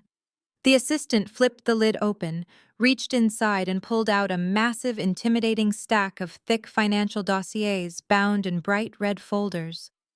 With a loud, heavy thud, he dropped the entire stack onto the polished wood. These, my mother announced, her voice, projecting clearly so that every single guest standing at the ballroom entrance could hear her, are the comprehensive risk assessment files my acquisitions team has meticulously compiled on Reynolds commercial real estate over the past 3 weeks. Richard took a shaky step forward, his eyes glued to the red folders. You cannot bring private corporate documents into a public space, he croaked, his voice entirely devoid of its usual booming authority. That is highly confidential financial data. Confidential, my mother repeated, raising a perfectly sculpted eyebrow. You stood in this lobby 5 minutes ago and loudly threatened to blacklist my daughter's business across the entire East Coast. You thought public humiliation was a highly effective weapon, Richard. Now you are about to find out exactly how it feels when that weapon is pointed back at you. She placed her perfectly manicured hand flat against the top folder. My analysts spent weeks digging through the absolute garbage fire you call a corporate portfolio. She stated, her tone cold and surgical. We found the heavily inflated property valuations. We found the 3 hidden shell companies you created specifically to mask your bleeding cash flow. We even found the severe delinquency notices on your downtown plaza development. Your entire real estate empire is nothing but a masterclass in accounting fraud and desperate smoke and mirrors. The crowd of 400 guests erupted into a loud, frantic wave of overlapping whispers. I saw a prominent city councilman who had backed one of Richard's recent projects immediately pull out his phone and walk away from the crowd, making an urgent call. The public facade of the Reynolds family was completely disintegrating before their very eyes. Carter looked as though he were going to be violently ill. He gripped the edge of a nearby marble pillar just to keep himself standing. He was finally grasping the magnitude of his mistake. We signed a letter of intent, Richard shouted desperately, trying to salvage whatever tiny shred of control he had left. His face was slick with cold sweat. You cannot just walk away from this. We have a scheduled signing tomorrow morning. We have lawyers. Andre, tell her she cannot do this. Andre did not move a single muscle. He stared at the floor, completely refusing to make eye contact with his father-in-law. As a corporate lawyer, Andre knew exactly what my mother was about to say. A letter of intent is a preliminary courtesy, Richard, my mother corrected him, her voice slicing through his panic like a steel blade. It is not a legally binding contract. It is entirely contingent upon a final financial review. And having reviewed these absolutely pathetic numbers, I have made my final executive decision. My mother picked up the top red folder, held it in the air for a brief moment, and then let it drop back onto the table with a loud slap. The $50 million bailout acquisition scheduled for tomorrow morning is officially and permanently canceled. My mother declared, her words falling like heavy blows from a gavel. Sinclair Holdings is completely withdrawing its offer. We will not be acquiring your firm. We will not be absorbing your massive liabilities. We will not be saving your family legacy. You are entirely on your own. Richard physically stumbled backward. He brought a shaking hand to his chest, his breathing turning rapid and shallow. The bailout was his absolute last lifeline. It was the only thing standing between his arrogant country club lifestyle and total financial ruin. By killing the deal, my mother had just signed his corporate death warrant in front of 400 people. But as devastating as the canceled acquisition was, the execution was not over yet. My mother had one final catastrophic card left to play, and it was about to wipe them off the map entirely. My mother did not even let the gasps from the crowd fully subside before she raised her hand again. Her executive assistant immediately reached back into the leather briefcase. This time, he did not pull out a thick red dossier. He pulled out a single, incredibly thin manila folder. He placed it gently on the mahogany table, right next to the mountain of financial ruin he had just unloaded. My mother rested her fingertips on the edge of the thin folder. Canceling the acquisition only stops your future, Richard, she said, her voice dropping into a deadly quiet register that forced the entire lobby to lean in to hear her. But I am a thorough woman. I do not just cut off the life support. I dismantle the hospital. Richard stared at the thin folder, his chest heaving with rapid, shallow breaths. What is that? He wheezed, his eyes wide with a terrifying realization that the worst was somehow still to come. 6 months ago, my mother explained smoothly, when your ridiculous son decided to propose a merger to save your sinking ship, I took a very close look at your primary lenders. It turns out the national bank holding the mortgage on your downtown commercial plaza was incredibly eager to offload your toxic debt. You were 3 payments behind. You were a massive liability on their quarterly reports. So I did them a favor. She slowly opened the manila folder. Inside was a single sheet of paper bearing the official seal of the State Financial Regulatory Commission. Sinclair Holdings quietly purchased your $30 million commercial debt. My mother announced, her words hitting the marble lobby like a series of rhythmic physical blows. We bought it for absolute pennies on the dollar through a blind proxy corporation. We did not just review your financials, Richard. We currently own them. I am your primary creditor. I hold the deed to your office building. I hold the lien on your son's luxury penthouse. I hold the absolute entirety of your pathetic fake empire in the palm of my hand. Carter let out a strangled, pathetic noise from the back of his throat. He looked at me, his eyes wide with desperate panic, realizing that the very woman he had just threatened to lock out of her own home was actually the person who owned the physical doors. But Andre was the one who reacted the most violently. The hotshot corporate lawyer suddenly grabbed his own head, his fingers digging into his scalp as he stared at the document on the table. "Wait," Andre gasped, his voice cracking loudly. "The debt transfer. I reviewed that transfer 6 months ago. It was a standard corporate reassignment. The terms of the loan were locked.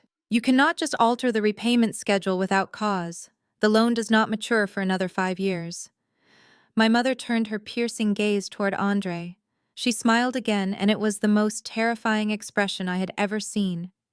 "You are absolutely right, counselor," my mother agreed cheerfully. "The repayment schedule was locked. Unless, of course, the debtor violates the standard covenants buried deep within the master agreement. I am assuming you thoroughly read the updated contract when the debt was transferred to my holding company." Andre stood frozen, his eyes darting frantically as he mentally scanned the hundreds of pages of legal boilerplate he had undoubtedly skimmed through 6 months prior. "Let me refresh your memory," my mother offered generously. Section 4. Paragraph B. The Moral Turpitude and Public Disparagement Clause. It is a very standard addition I require on all of my high-yield debt acquisitions. It clearly states that if the debtor or any member of the debtor's immediate family engages in public behavior that severely damages the reputation, dignity, or public standing of the creditor or the creditor's immediate family, the loan enters immediate default. The realization hit Andre with the force of a freight train. He stumbled backward, bumping hard into the marble pillar behind him. "You just spent the last 20 minutes standing in a highly populated country club lobby," my mother continued, raising her voice so it echoed clearly into the packed ballroom. "You publicly harassed, threatened, and verbally abused my only daughter. You commanded security guards to physically assault the sole heir to Sinclair Holdings in front of 400 prominent investors. That is not just a breach of basic human decency. That is a textbook, legally undeniable violation of the Moral Turpitude Clause." She looked back at Richard, who was now swaying slightly on his feet, his face drained of all color. "As the primary creditor," my mother declared, her voice ringing out with absolute final authority, "I am officially triggering the default clause. The entire $30 million balance is due immediately. You have exactly 48 hours to wire the funds to my holding company, or I will seize every single asset tied to your name. I will take your company. I will take your homes. I will take the cars out of your driveways." Richard tried to speak, but no words came out. His face turned a terrifying mottled shade of purple. He raised a shaking hand, desperately clawing at the collar of his tailored tuxedo shirt, as if invisible hands were choking him. A sharp, guttural gasp escaped his lips. He clutched his chest tightly, his knees finally buckling under the crushing weight of his complete destruction. He collapsed backward, falling heavily into a plush velvet lobby chair, his eyes rolling back in sheer, unadulterated panic. As Richard's heavy frame hit the velvet chair, a fresh wave of gasps erupted from the ballroom entrance. Carter scrambled to his father's side, frantically loosening the patriarch's tailored silk tie and patting his chest. But nobody yelled for a doctor. Nobody called an ambulance. It was glaringly obvious to every single wealthy investor watching from the doorway that Richard was not suffering from a fatal cardiac event. He was suffering from the crushing, paralyzing realization that his financial life was entirely over. The arrogant titan of commercial real estate had just been publicly reduced to a bankrupt, humiliated debtor. While Carter hovered over his hyperventilating father, Penelope was left standing completely alone in the center of the lobby. She was frozen in place, her eyes wide with unadulterated horror.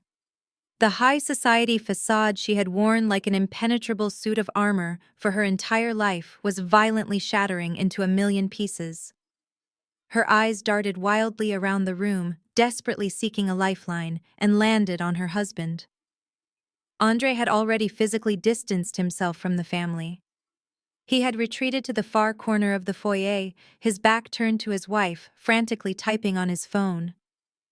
He was undoubtedly messaging his law firm partners, desperate to sever his professional ties to the toxic Reynolds name, before the financial contagion completely ruined his own career.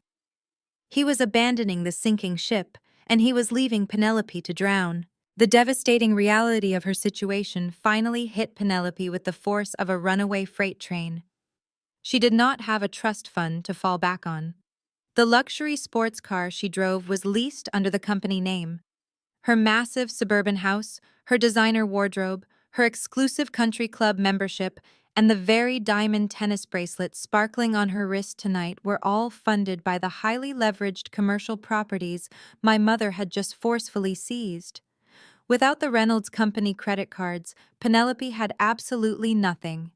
She was completely, utterly ruined. Penelope slowly turned her head and locked eyes with me.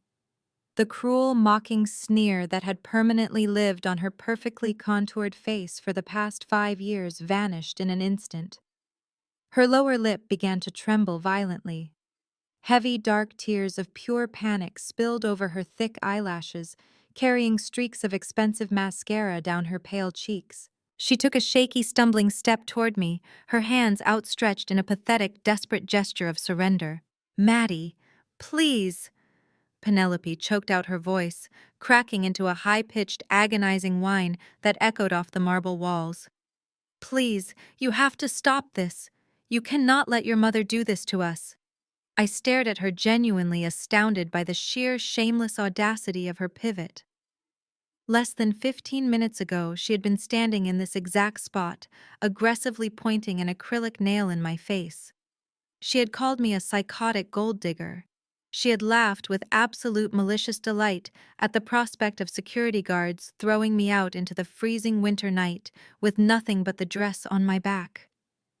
Now her arrogance had evaporated, replaced by the terrified weeping of a spoiled child who had just broken her favorite toy.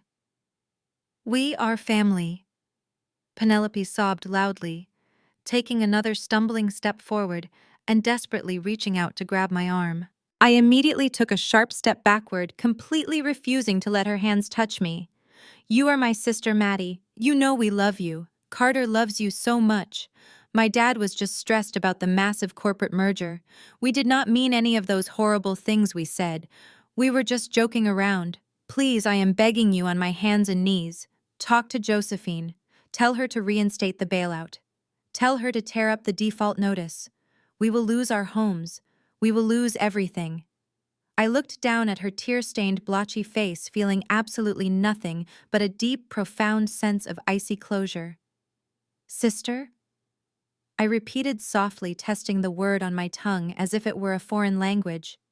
"You never called me your sister when you intentionally left me off the family vacation itineraries. You never called me your sister when you mocked my clothes at Sunday dinners. You never called me your sister when you cheered for your husband to serve me with a post-nuptial agreement. You only see me as family right now, because I am the only person standing between you and absolute crushing poverty." Penelope let out a loud, ugly gasp, dropping her face into her shaking hands as she sobbed uncontrollably. I completely ignored her tears. I turned away from her and walked purposefully over to the antique mahogany console table. Sitting right next to my mother's stack of devastating financial dossiers was the thick legal document Andre had ambushed me with earlier in the evening. The post-nuptial asset protection agreement. The binding contract deliberately designed to completely strip me of any financial rights to the Reynolds empire. I picked up the heavy stack of paper. The black binding clip had already been removed by Richard when he threw his gold pen down.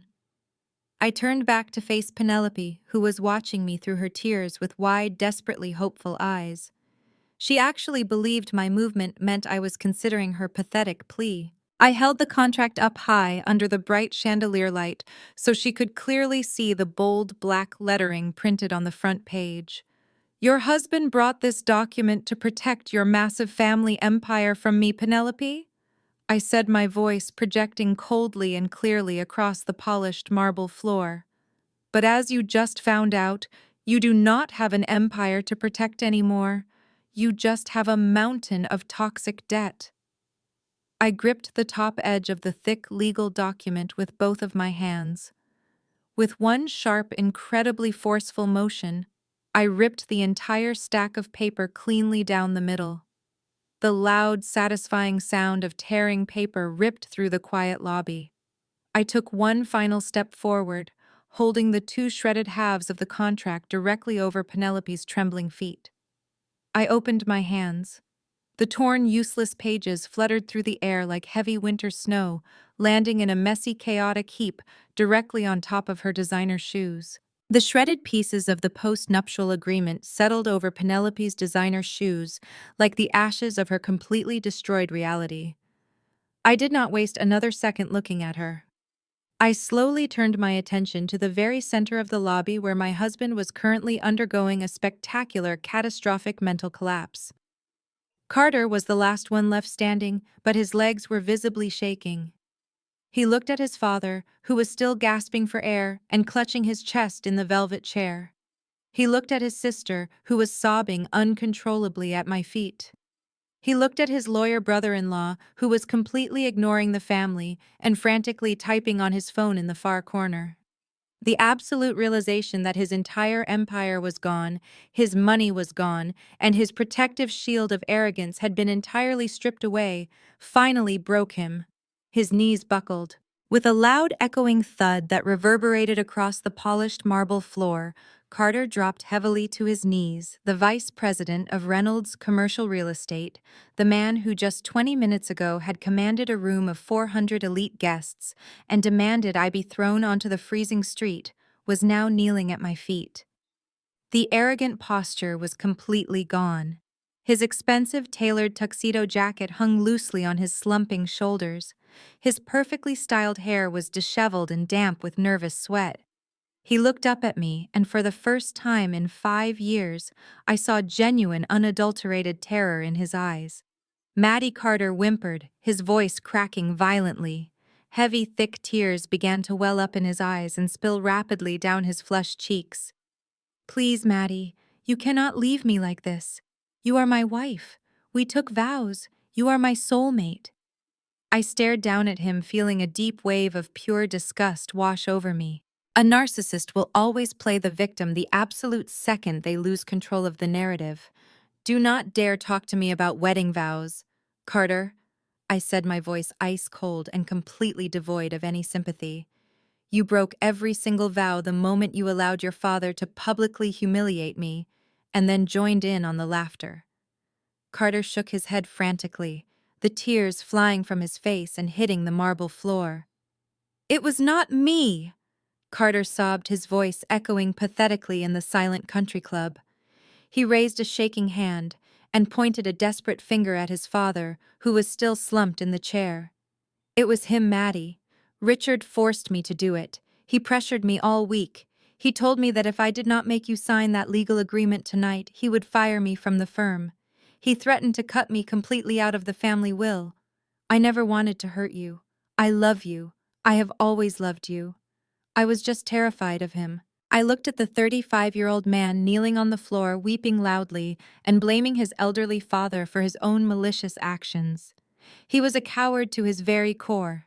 He was perfectly happy to ride the wave of his family's toxic abuse when he thought it made him look powerful. And the second the tables turned, he was ready to throw his own flesh and blood directly under the bus to save his own skin. He reached out with both hands, desperately trying to grab the silk hem of my evening gown. I took a sharp, immediate step backward, my heels clicking sharply against the floor. Do not touch me, I commanded, my voice slicing through his pathetic sobbing like a whip. You do not love me, Carter.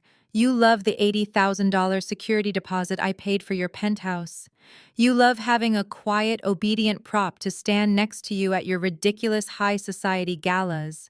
You love the illusion of superiority, but you have absolutely nothing left to be superior about. Carter let out a loud, ugly wail. He buried his face in his hands, his shoulders heaving as he sobbed openly in front of the hundreds of wealthy investors and politicians who were still watching in stunned silence from the ballroom entrance. The ultimate public humiliation he had tried to inflict on me had completely rebounded, crushing him under its immense weight. I calmly opened the silver clasp of my evening clutch. I reached inside and retrieved a small, crumpled square of white linen. It was the exact same cocktail napkin Carter had aggressively shoved against my chest 30 minutes ago. I had quietly scooped it off the ballroom floor on my way to the restroom, knowing instinctively that I would need a physical reminder to stop me from ever looking back. I stepped forward, looking down at the weeping, broken man I used to call my husband. I held the crumpled linen napkin out over his bowed head and slowly opened my fingers. The white fabric fluttered through the air and landed softly right on top of his messy hair. Carter froze, looking up at the napkin as it slid down and landed in his trembling lap. "Wipe your tears, Carter," I said, staring directly into his terrified, swollen eyes. "And go bankrupt properly." Carter did not move to brush the napkin away. He stayed frozen on his knees on the cold marble floor, his hands trembling in his lap. The white linen square rested on his perfectly styled hair like a pathetic flag of surrender. The loud, racking sobs tearing through his chest were the only sounds left in his entire hollow existence. I looked down at him for one final second, committing the image of his absolute defeat to memory, and then I simply turned my back. I walked over to where my mother was standing. She had watched the entire exchange with the quiet, dignified approval of a seasoned general witnessing a flawless victory on the battlefield. I stopped beside her, taking a deep breath of the lobby air. For the first time in 5 years, my lungs felt completely clear. The suffocating pressure of constantly measuring my words, hiding my achievements, and bowing to their ridiculous demands was entirely gone. I felt incredibly light. My mother gave me a single affirming nod. Then she signaled her 2 executive assistants. They moved with the exact same synchronized precision they had displayed upon entering. The assistant on the right carefully gathered the thick red financial dossiers and the single devastating manila folder. He stacked them neatly, placed them back inside the premium Italian leather briefcase, and snapped the heavy metal locks shut. The sharp metallic clicks echoed like a final judge's gavel slamming down on the Reynolds family legacy. "It is time to go, Madeline," my mother said, her voice calm and authoritative. "The air in here has become remarkably stale." Without sparing another glance at the weeping man on the floor, the hyperventilating patriarch in the chair, or the sobbing sister-in-law, we began our exit. We walked side by side, our heels clicking in perfect unison against the polished marble floor. We headed straight for the heavy glass doors of the country club entrance. The crowd of 400 wealthy investors and socialites who had previously laughed at my expense now moved frantically out of our way. They parted like the Red Sea, pressing themselves flat against the walls and the mahogany pillars to ensure they did not accidentally brush against us. Women who had sneered at my dress earlier now averted their eyes, terrified of drawing my mother's attention. Men who had clapped for Richard's toast were already rapidly calculating how much money they would lose when the Reynolds Company officially filed for Chapter 11 bankruptcy in the morning. Nobody made a single sound. Nobody dared to offer Richard assistance. In the ruthless world of high society, finance weakness was highly contagious, and the Reynolds family had just been exposed as the ultimate plague. As we approached the exit, Jenkins and his massive security partners scrambled to pull the heavy glass doors open for us, bowing their heads submissively. They had completely abandoned their loyalty to Carter. We stepped over the brass threshold and out into the crisp, freezing winter night. The cold air hit my face immediately, washing away the heavy scent of expensive perfume and stale whiskey that had permeated the ballroom. Waiting directly at the bottom of the grand stone steps was a sleek midnight black Maybach. The engine was already running with a quiet, powerful hum. A uniformed driver stood at attention by the rear passenger side, holding the door wide open for us.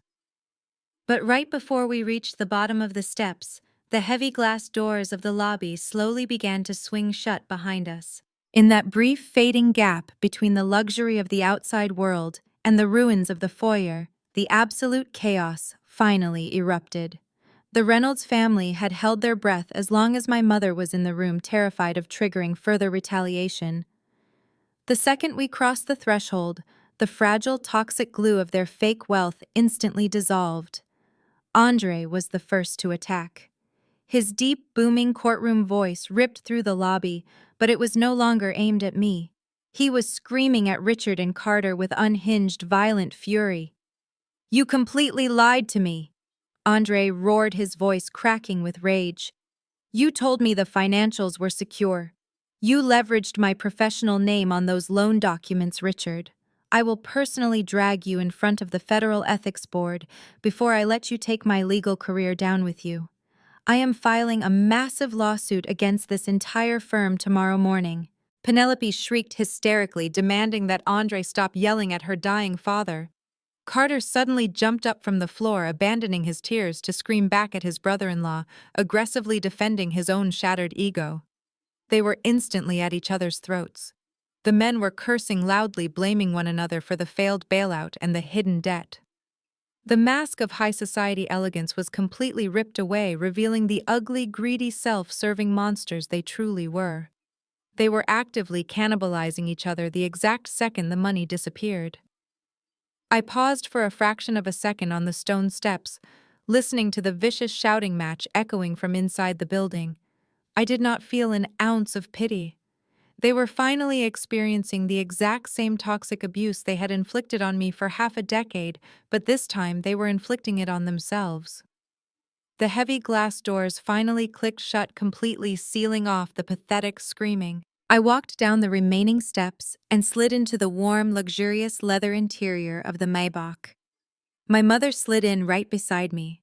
The driver firmly closed the heavy car door, plunging the cabin into a serene, insulated silence. I sank back against the plush seat, letting out a long, slow breath. The vehicle smoothly accelerated, gliding down the manicured driveway and pulling away from the Oak Ridge Country Club forever. I looked over at my mother, who was already calmly reviewing a new financial document on her tablet, completely unfazed by the empire she had just dismantled. We had won.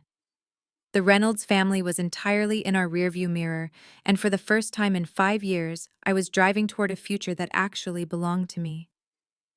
Exactly 7 days after the catastrophic anniversary party at the Oak Ridge Country Club, my life had settled into a profound and beautiful quiet. I was standing in the center of my downtown art restoration studio, wearing a pair of worn denim overalls covered in faint smudges of oil paint.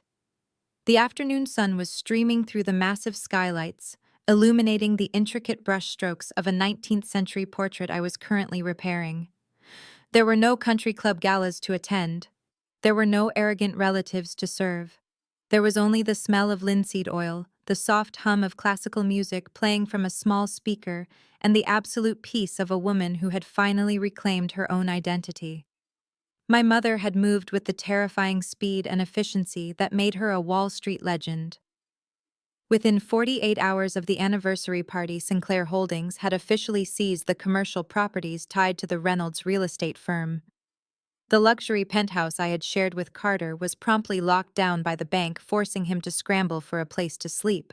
My mother had also dispatched a private security detail to ensure my personal safety, a precaution I initially thought was entirely unnecessary until I looked out the front window of my studio that Tuesday afternoon.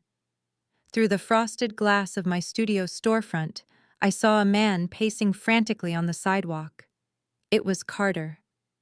But he looked absolutely nothing like the arrogant vice president who had screamed at me in front of 400 elite guests just 1 week prior.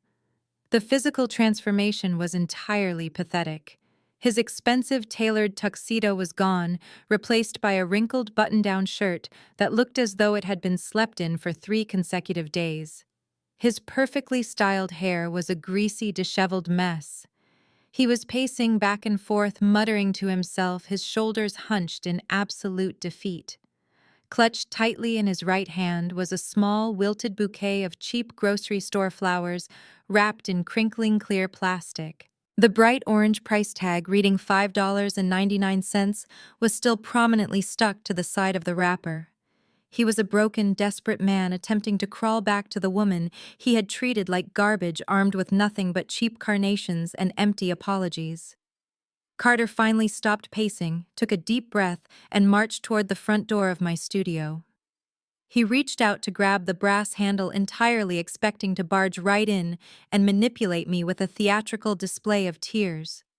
Before his fingers could even touch the brass, 2 massive security guards stepped out from the recessed entryway, completely blocking his path. These were not the easily intimidated country club guards he was used to bossing around. These were elite, highly trained private contractors hired directly by Sinclair Holdings. They wore plain black suits and mirrored sunglasses, standing side by side to form an impenetrable wall of solid muscle. Carter physically recoiled, dropping his arm to his side. He opened his mouth to shout his usual entitled demands, but the sheer physical intimidation of the 2 men silenced him instantly. He tried to peek around their massive shoulders, pressing his face close to the glass window to try and catch a glimpse of me inside. Maddie, Carter yelled, his voice muffled through the thick, reinforced glass. "Maddie, please let me in. I just want to talk to you. I have lost everything. The company is completely gone. I need my wife." I stood quietly near my workbench, holding a delicate sable paintbrush. I did not move toward the door. I did not feel a single ounce of sympathy for his pathetic display. I simply watched him flail against the consequences of his own toxic actions. As Carter continued to beg the unmoving security guards for access, a 3rd man stepped smoothly out of an unmarked black sedan parked discreetly along the curb. He was dressed in a sharp gray suit and carried a thick manila envelope. He walked briskly up the sidewalk, approaching Carter from directly behind. "Carter Reynolds?" the man asked, his voice completely devoid of emotion. Carter spun around, his eyes wide and panicked. "Yes," he answered instinctively, his voice shaking. The man stepped forward and firmly pressed the heavy manila envelope directly against Carter's chest, forcing him to take it. "You have been officially served," the process server announced before, immediately turning around and walking back to his sedan. Carter looked down at the thick envelope in his trembling hands. He slowly peeled back the metal clasp and pulled out the crisp, white documents inside. I watched his eyes scan the front page. Even from inside the studio, I could pinpoint the exact second his brain processed the bold black letterhead printed at the top of the divorce petition. My mother had not hired just any lawyer. She had retained the services of the most ruthless, ferociously expensive family law firm in the entire state. They were apex predators in the courtroom, famous for completely dismantling the lives of narcissistic spouses.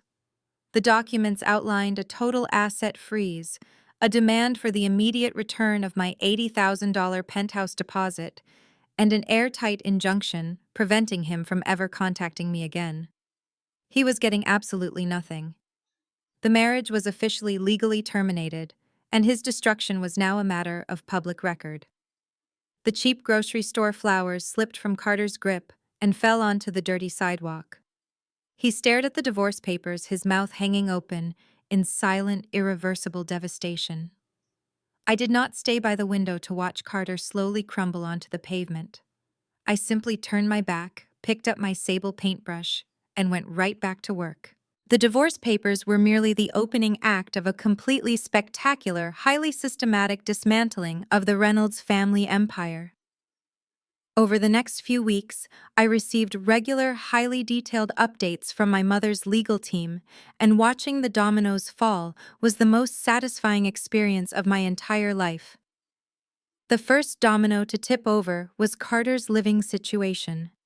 Exactly 2 days after he was served outside my studio, the luxury building management deactivated his electronic key fob. Since my mother's firm now owned the debt on the property, and the lease was technically in my name, with my security deposit, Carter was legally classified as an unauthorized occupant. The man who had arrogantly threatened to lock me out of my own home was forcibly escorted off the premises by the building security. He was given exactly 1 hour to pack his expensive tailored suits into cheap cardboard boxes, while the concierge watched his every single move. Carter, the former vice president of a fake empire, was forced to haul his pathetic boxes into a budget motel on the edge of the city, a place he would have previously scoffed at even driving past. The second domino was the family business. When the 48-hour deadline to repay the $30 million commercial loan expired, Richard Reynolds desperately tried to bluff his way out. He called in every single favor he had in the financial district, begging his wealthy friends for a massive emergency bridge loan. But the gossip from the anniversary party had already spread through the city like wildfire. Nobody wanted to touch the Reynolds name. They were financially radioactive. With absolutely zero options left, and his accounts completely frozen by my mother's aggressive legal team, Richard was forced to march into federal court and officially file for Chapter 11 bankruptcy. The massive Reynolds commercial real estate sign was quietly unbolted from the front of their downtown office building, leaving behind nothing but a faded, dirty outline on the brick wall. The absolute destruction of his company shattered Richard's fragile ego. But the final devastating blow was deeply personal. Defending against my mother's army of corporate litigators required an exorbitant amount of cash, something the Reynolds patriarch no longer possessed. To simply keep his defense attorneys on a basic retainer, Richard was forced to systematically liquidate his most prized personal assets. He sold his vintage car collection. He mortgaged his sprawling suburban estate. But the ultimate soul-crushing humiliation came when he was forced to quietly sell his exclusive, highly coveted membership to the Oak Ridge Country Club. The very same club where he had stood at a podium and publicly called me a charity case. The club management did not even offer him a polite farewell. They simply emptied his premium mahogany locker into a plastic garbage bag and mailed it to his foreclosed house. The prominent politicians and elite investors who used to drink his expensive wine suddenly stopped returning his phone calls. He became a total ghost in the city he once claimed to own. While Richard and Carter were drowning in a sea of corporate litigation, the toxic Reynolds family dynamic turned completely inward. As my mother had perfectly predicted, the moment the money dried up, the parasites began eating their own. Andre, the hotshot corporate lawyer, who had spent 5 years desperately kissing the ground Richard walked on, possessed incredible professional survival instincts. The absolute second the Chapter 11 bankruptcy was officially filed, Andre realized there was absolutely zero inheritance left for him to leech off. He immediately moved his personal funds into an untouchable offshore account, packed his custom suits, and moved out of the massive suburban house he shared with Penelope. Penelope was completely blindsided. She called him frantically, begging him to stay and help her family navigate the legal nightmare. Instead of comfort, Andre served her with expedited divorce papers. And because Andre was exactly the kind of ruthless, calculating monster he had always been, he used the exact same aggressive legal tactics against his own wife that he had tried to use on me. He enforced an ironclad prenuptial agreement that Penelope had naively signed years ago when she believed her family's wealth would protect her forever. Penelope was left with absolutely nothing. Her leased luxury sports car was aggressively repossessed from her driveway in the middle of the night. Her country club privileges were permanently revoked. The arrogant woman who had laughed at the thought of me being thrown onto the freezing street was suddenly forced to move into a tiny, cramped apartment on the outskirts of the city, completely cut off from the high society world that had defined her entire pathetic existence. Without her designer clothes and borrowed diamonds, Penelope was completely invisible. The Reynolds family had spent their entire lives treating people like disposable garbage because they believed their money made them untouchable gods. They had built their entire identities on an arrogant illusion of power. And in less than a month, my mother and I had completely burned that illusion to the ground, leaving them to sweep up their own ashes. 2 weeks after the country club incident, the bell above my studio door chimed. I turned around and finally saw my mother. She was not flanked by her usual wall of executive assistants or security personnel. Josephine Sinclair stood entirely alone in the entryway of my messy downtown art studio, wearing a pristine cream cashmere coat that stood in stark contrast to the paint-splattered floorboards. She carried 2 paper cups of black coffee from a small roaster down the street. It was the most normal I had ever seen her look. She walked over to my workbench, navigating around a stack of heavy wooden frames, and set 1 cup down next to my palette. I wiped my hands on an old rag and picked up the cup. We stood in comfortable silence, staring at the large 19th century landscape I was currently restoring. I expected her to make a condescending comment about the dust or the lack of profit margins in art restoration. Instead, she leaned closer to the canvas, her icy blue eyes tracing the delicate brushstrokes in the sky. "You have a genuinely remarkable gift for fixing broken things, Madeline," she said softly. "It is a talent I never possessed. I only know how to tear them down." I took a slow sip of coffee and smiled. "Tearing things down is exactly what the toxic Reynolds family needed," I replied. "But you were right about them from the beginning. You warned me 5 years ago they were nothing but a fragile house of cards, and I refused to listen."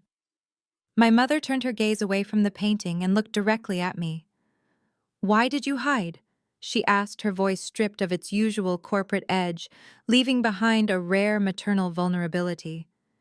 "You dropped the Sinclair name and walked away from an empire. You let a family of arrogant, leveraged frauds treat you like the hired help for half a decade. I gave you every resource in the world, and you chose to scrub their floors." "Why?" I set my cup down and took a deep breath. "Because I needed to know if I actually existed without the money," I explained, looking her squarely in the eyes. Growing up, every person who smiled at me, every friend who invited me over, every boy who asked me out, they were all looking at the Sinclair Trust Fund. I was never a person to them. I was just a bank account. When I met Carter, I wanted to build a life entirely from scratch. I wanted to know what it felt like to be loved and valued just for being Maddie. I wanted to prove my own talent was enough to earn a genuine seat at the table. My mother listened quietly, her expression softening into a look of profound understanding. "And you found out that the world is incredibly eager to exploit women who do not fiercely protect their own value," she stated factually. I nodded slowly. "I learned it the hard way," I admitted. "But why did you let me do it? You have the power to crush economies. You could have easily destroyed Richard Reynolds 5 years ago and dragged me back to Manhattan. Why did you stand by and let me play the victim?" "Because a cage is still a cage, even if it is built by your own mother," she replied smoothly. "If I had forced you to leave Carter 5 years ago, you would have hated me for the rest of your life. You would have always wondered if he was your true love. You had to see the harsh reality of the world for yourself. You needed to learn the difference between people who respect you and people who simply use you. I knew the Reynolds family would eventually become too arrogant to maintain their facade. I knew they would push you to the absolute edge. I just had to wait patiently for the exact moment you finally remembered who you really are." I looked at the powerful, incredibly wealthy woman standing calmly in my messy art studio. For my entire life, I had viewed her as an overbearing titan I desperately needed to escape. But standing there drinking cheap black coffee together, the massive wall between us completely dissolved. We were no longer a billionaire CEO and a runaway rebellious daughter. We were simply 2 fiercely independent women who understood the exact price of freedom in a world dominated by mediocre men. I reached out and gently squeezed her arm. "Thank you for waiting for me," I said softly. My mother offered a small, genuine smile. "Welcome back, Madeline," she replied. 6 months after that quiet cup of coffee, the bell above my tiny downtown studio door rang for the absolute last time. I carefully packed up my sable paintbrushes, my expensive chemical solvents, and my delicate canvases. I turned the deadbolt, permanently locking the door on the quiet, accommodating woman who used to hide from her own shadow. I did not need a cramped, hidden workspace anymore. I needed a kingdom of my own design. I stood on the bustling, tree-lined sidewalk of the city's upscale arts district, looking up at the stunning, massive facade of my brand-new building. The morning sun reflected brilliantly off the floor-to-ceiling glass windows, completely flooding the interior with warm, natural light. It was a sprawling 5,000-square-foot architectural masterpiece. The space featured beautifully exposed brick walls, polished concrete floors, and soaring industrial ceilings crisscrossed with sleek, modern track lighting. It was not a damp, windowless basement in a luxury high-rise where I was forced to quietly scrub dirty canvases out of sight. It was the premier gallery and restoration laboratory in the entire state, and it belonged entirely to me. I pushed open the heavy glass doors and stepped inside, the rhythmic, confident click of my designer heels echoing through the expansive, pristine space. The front half of the building was a gorgeous, high-end fine arts gallery. Carefully curated pieces hung on the immaculate white partition walls, perfectly illuminated and ready for the grand opening gala scheduled for that very evening. But the true heart of the massive building was located in the back. Behind a seamless wall of soundproof UV-protected glass was my new restoration lab. It was a state-of-the-art facility equipped with custom ventilation hoods, microscopic analysis stations, and massive adjustable drafting tables built from solid oak. It was a professional space strictly designed for a master of the craft, not a submissive wife playing with a little basement hobby. I walked over to the main reception desk, running my hand along the smooth, cold surface of the imported white marble. I had not asked my mother for a single charitable handout to build this massive dream. The initial capital came directly from my own carefully hoarded savings, heavily bolstered by the $80,000 penthouse security deposit her ruthless legal team had successfully clawed back from Carter during the rapid divorce proceedings. But securing a commercial lease and funding a renovation of this incredible magnitude required serious high-level financial backing. So I did exactly what any confident, highly intelligent business owner would do. I marched directly into the towering glass headquarters of Sinclair Holdings, sat across the mahogany boardroom table from the billionaire CEO, and formally pitched my comprehensive business plan. My mother did not give me a gift. She gave me a highly structured, fiercely negotiated commercial business loan with a strict repayment schedule and a highly competitive interest rate. She treated me like a serious, high-level corporate investment, and I eagerly signed the massive stack of legal contracts with my own pen. It was the ultimate display of mutual respect between two powerful women. I was finally playing in her elite financial league, but I was playing strictly by my own rules. I walked toward the front of the gallery and turned around to look at the massive front window from the inside. Emblazoned across the thick, spotless glass, in elegant, understated gold leaf lettering, was the name of the new business: Sinclair Restoration and Fine Arts. Seeing my actual name shining brightly in the morning sun sent a powerful electric thrill straight down my spine. For 5 agonizing years, I had completely erased myself.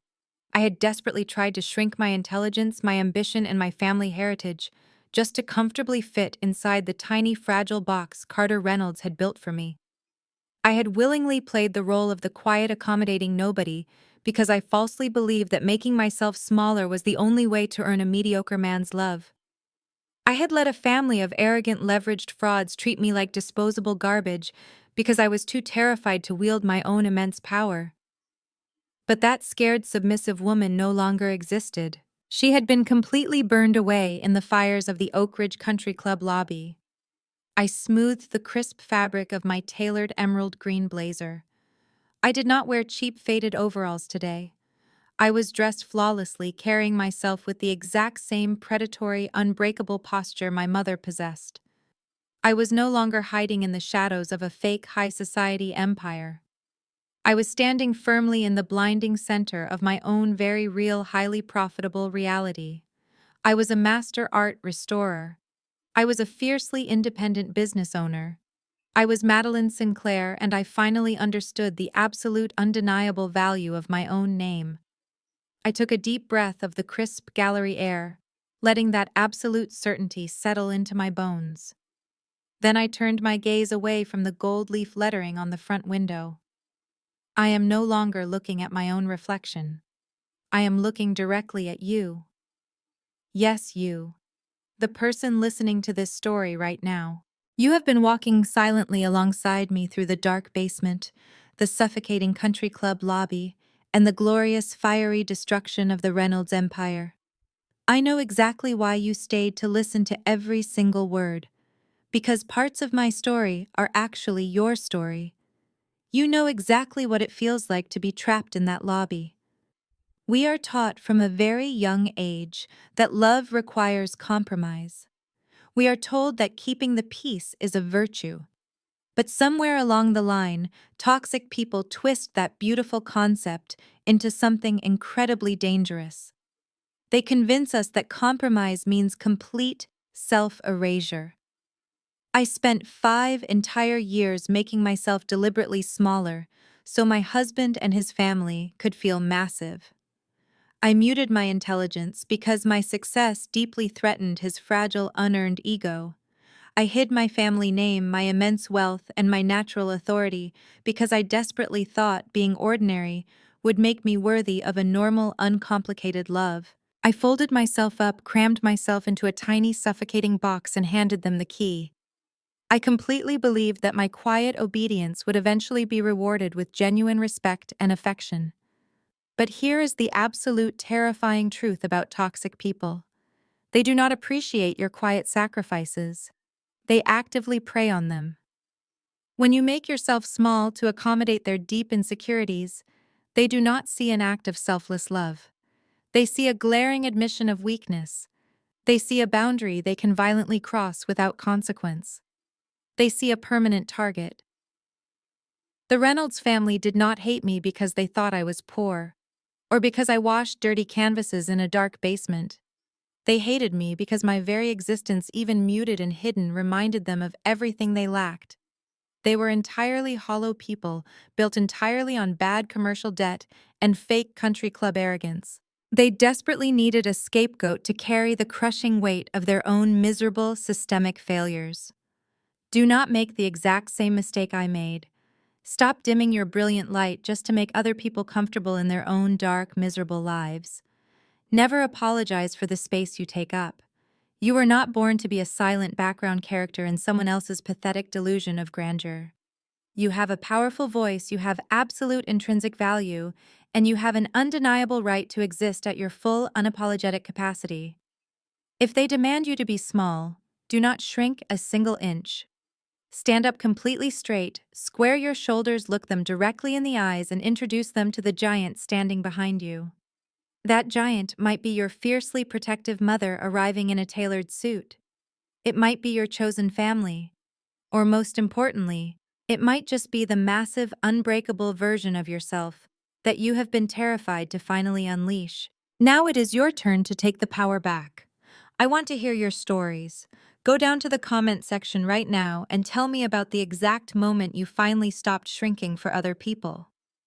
Tell me about the toxic family members you bravely cut off, the personal boundaries you fiercely defended, and the beautiful empires you are currently building entirely from scratch.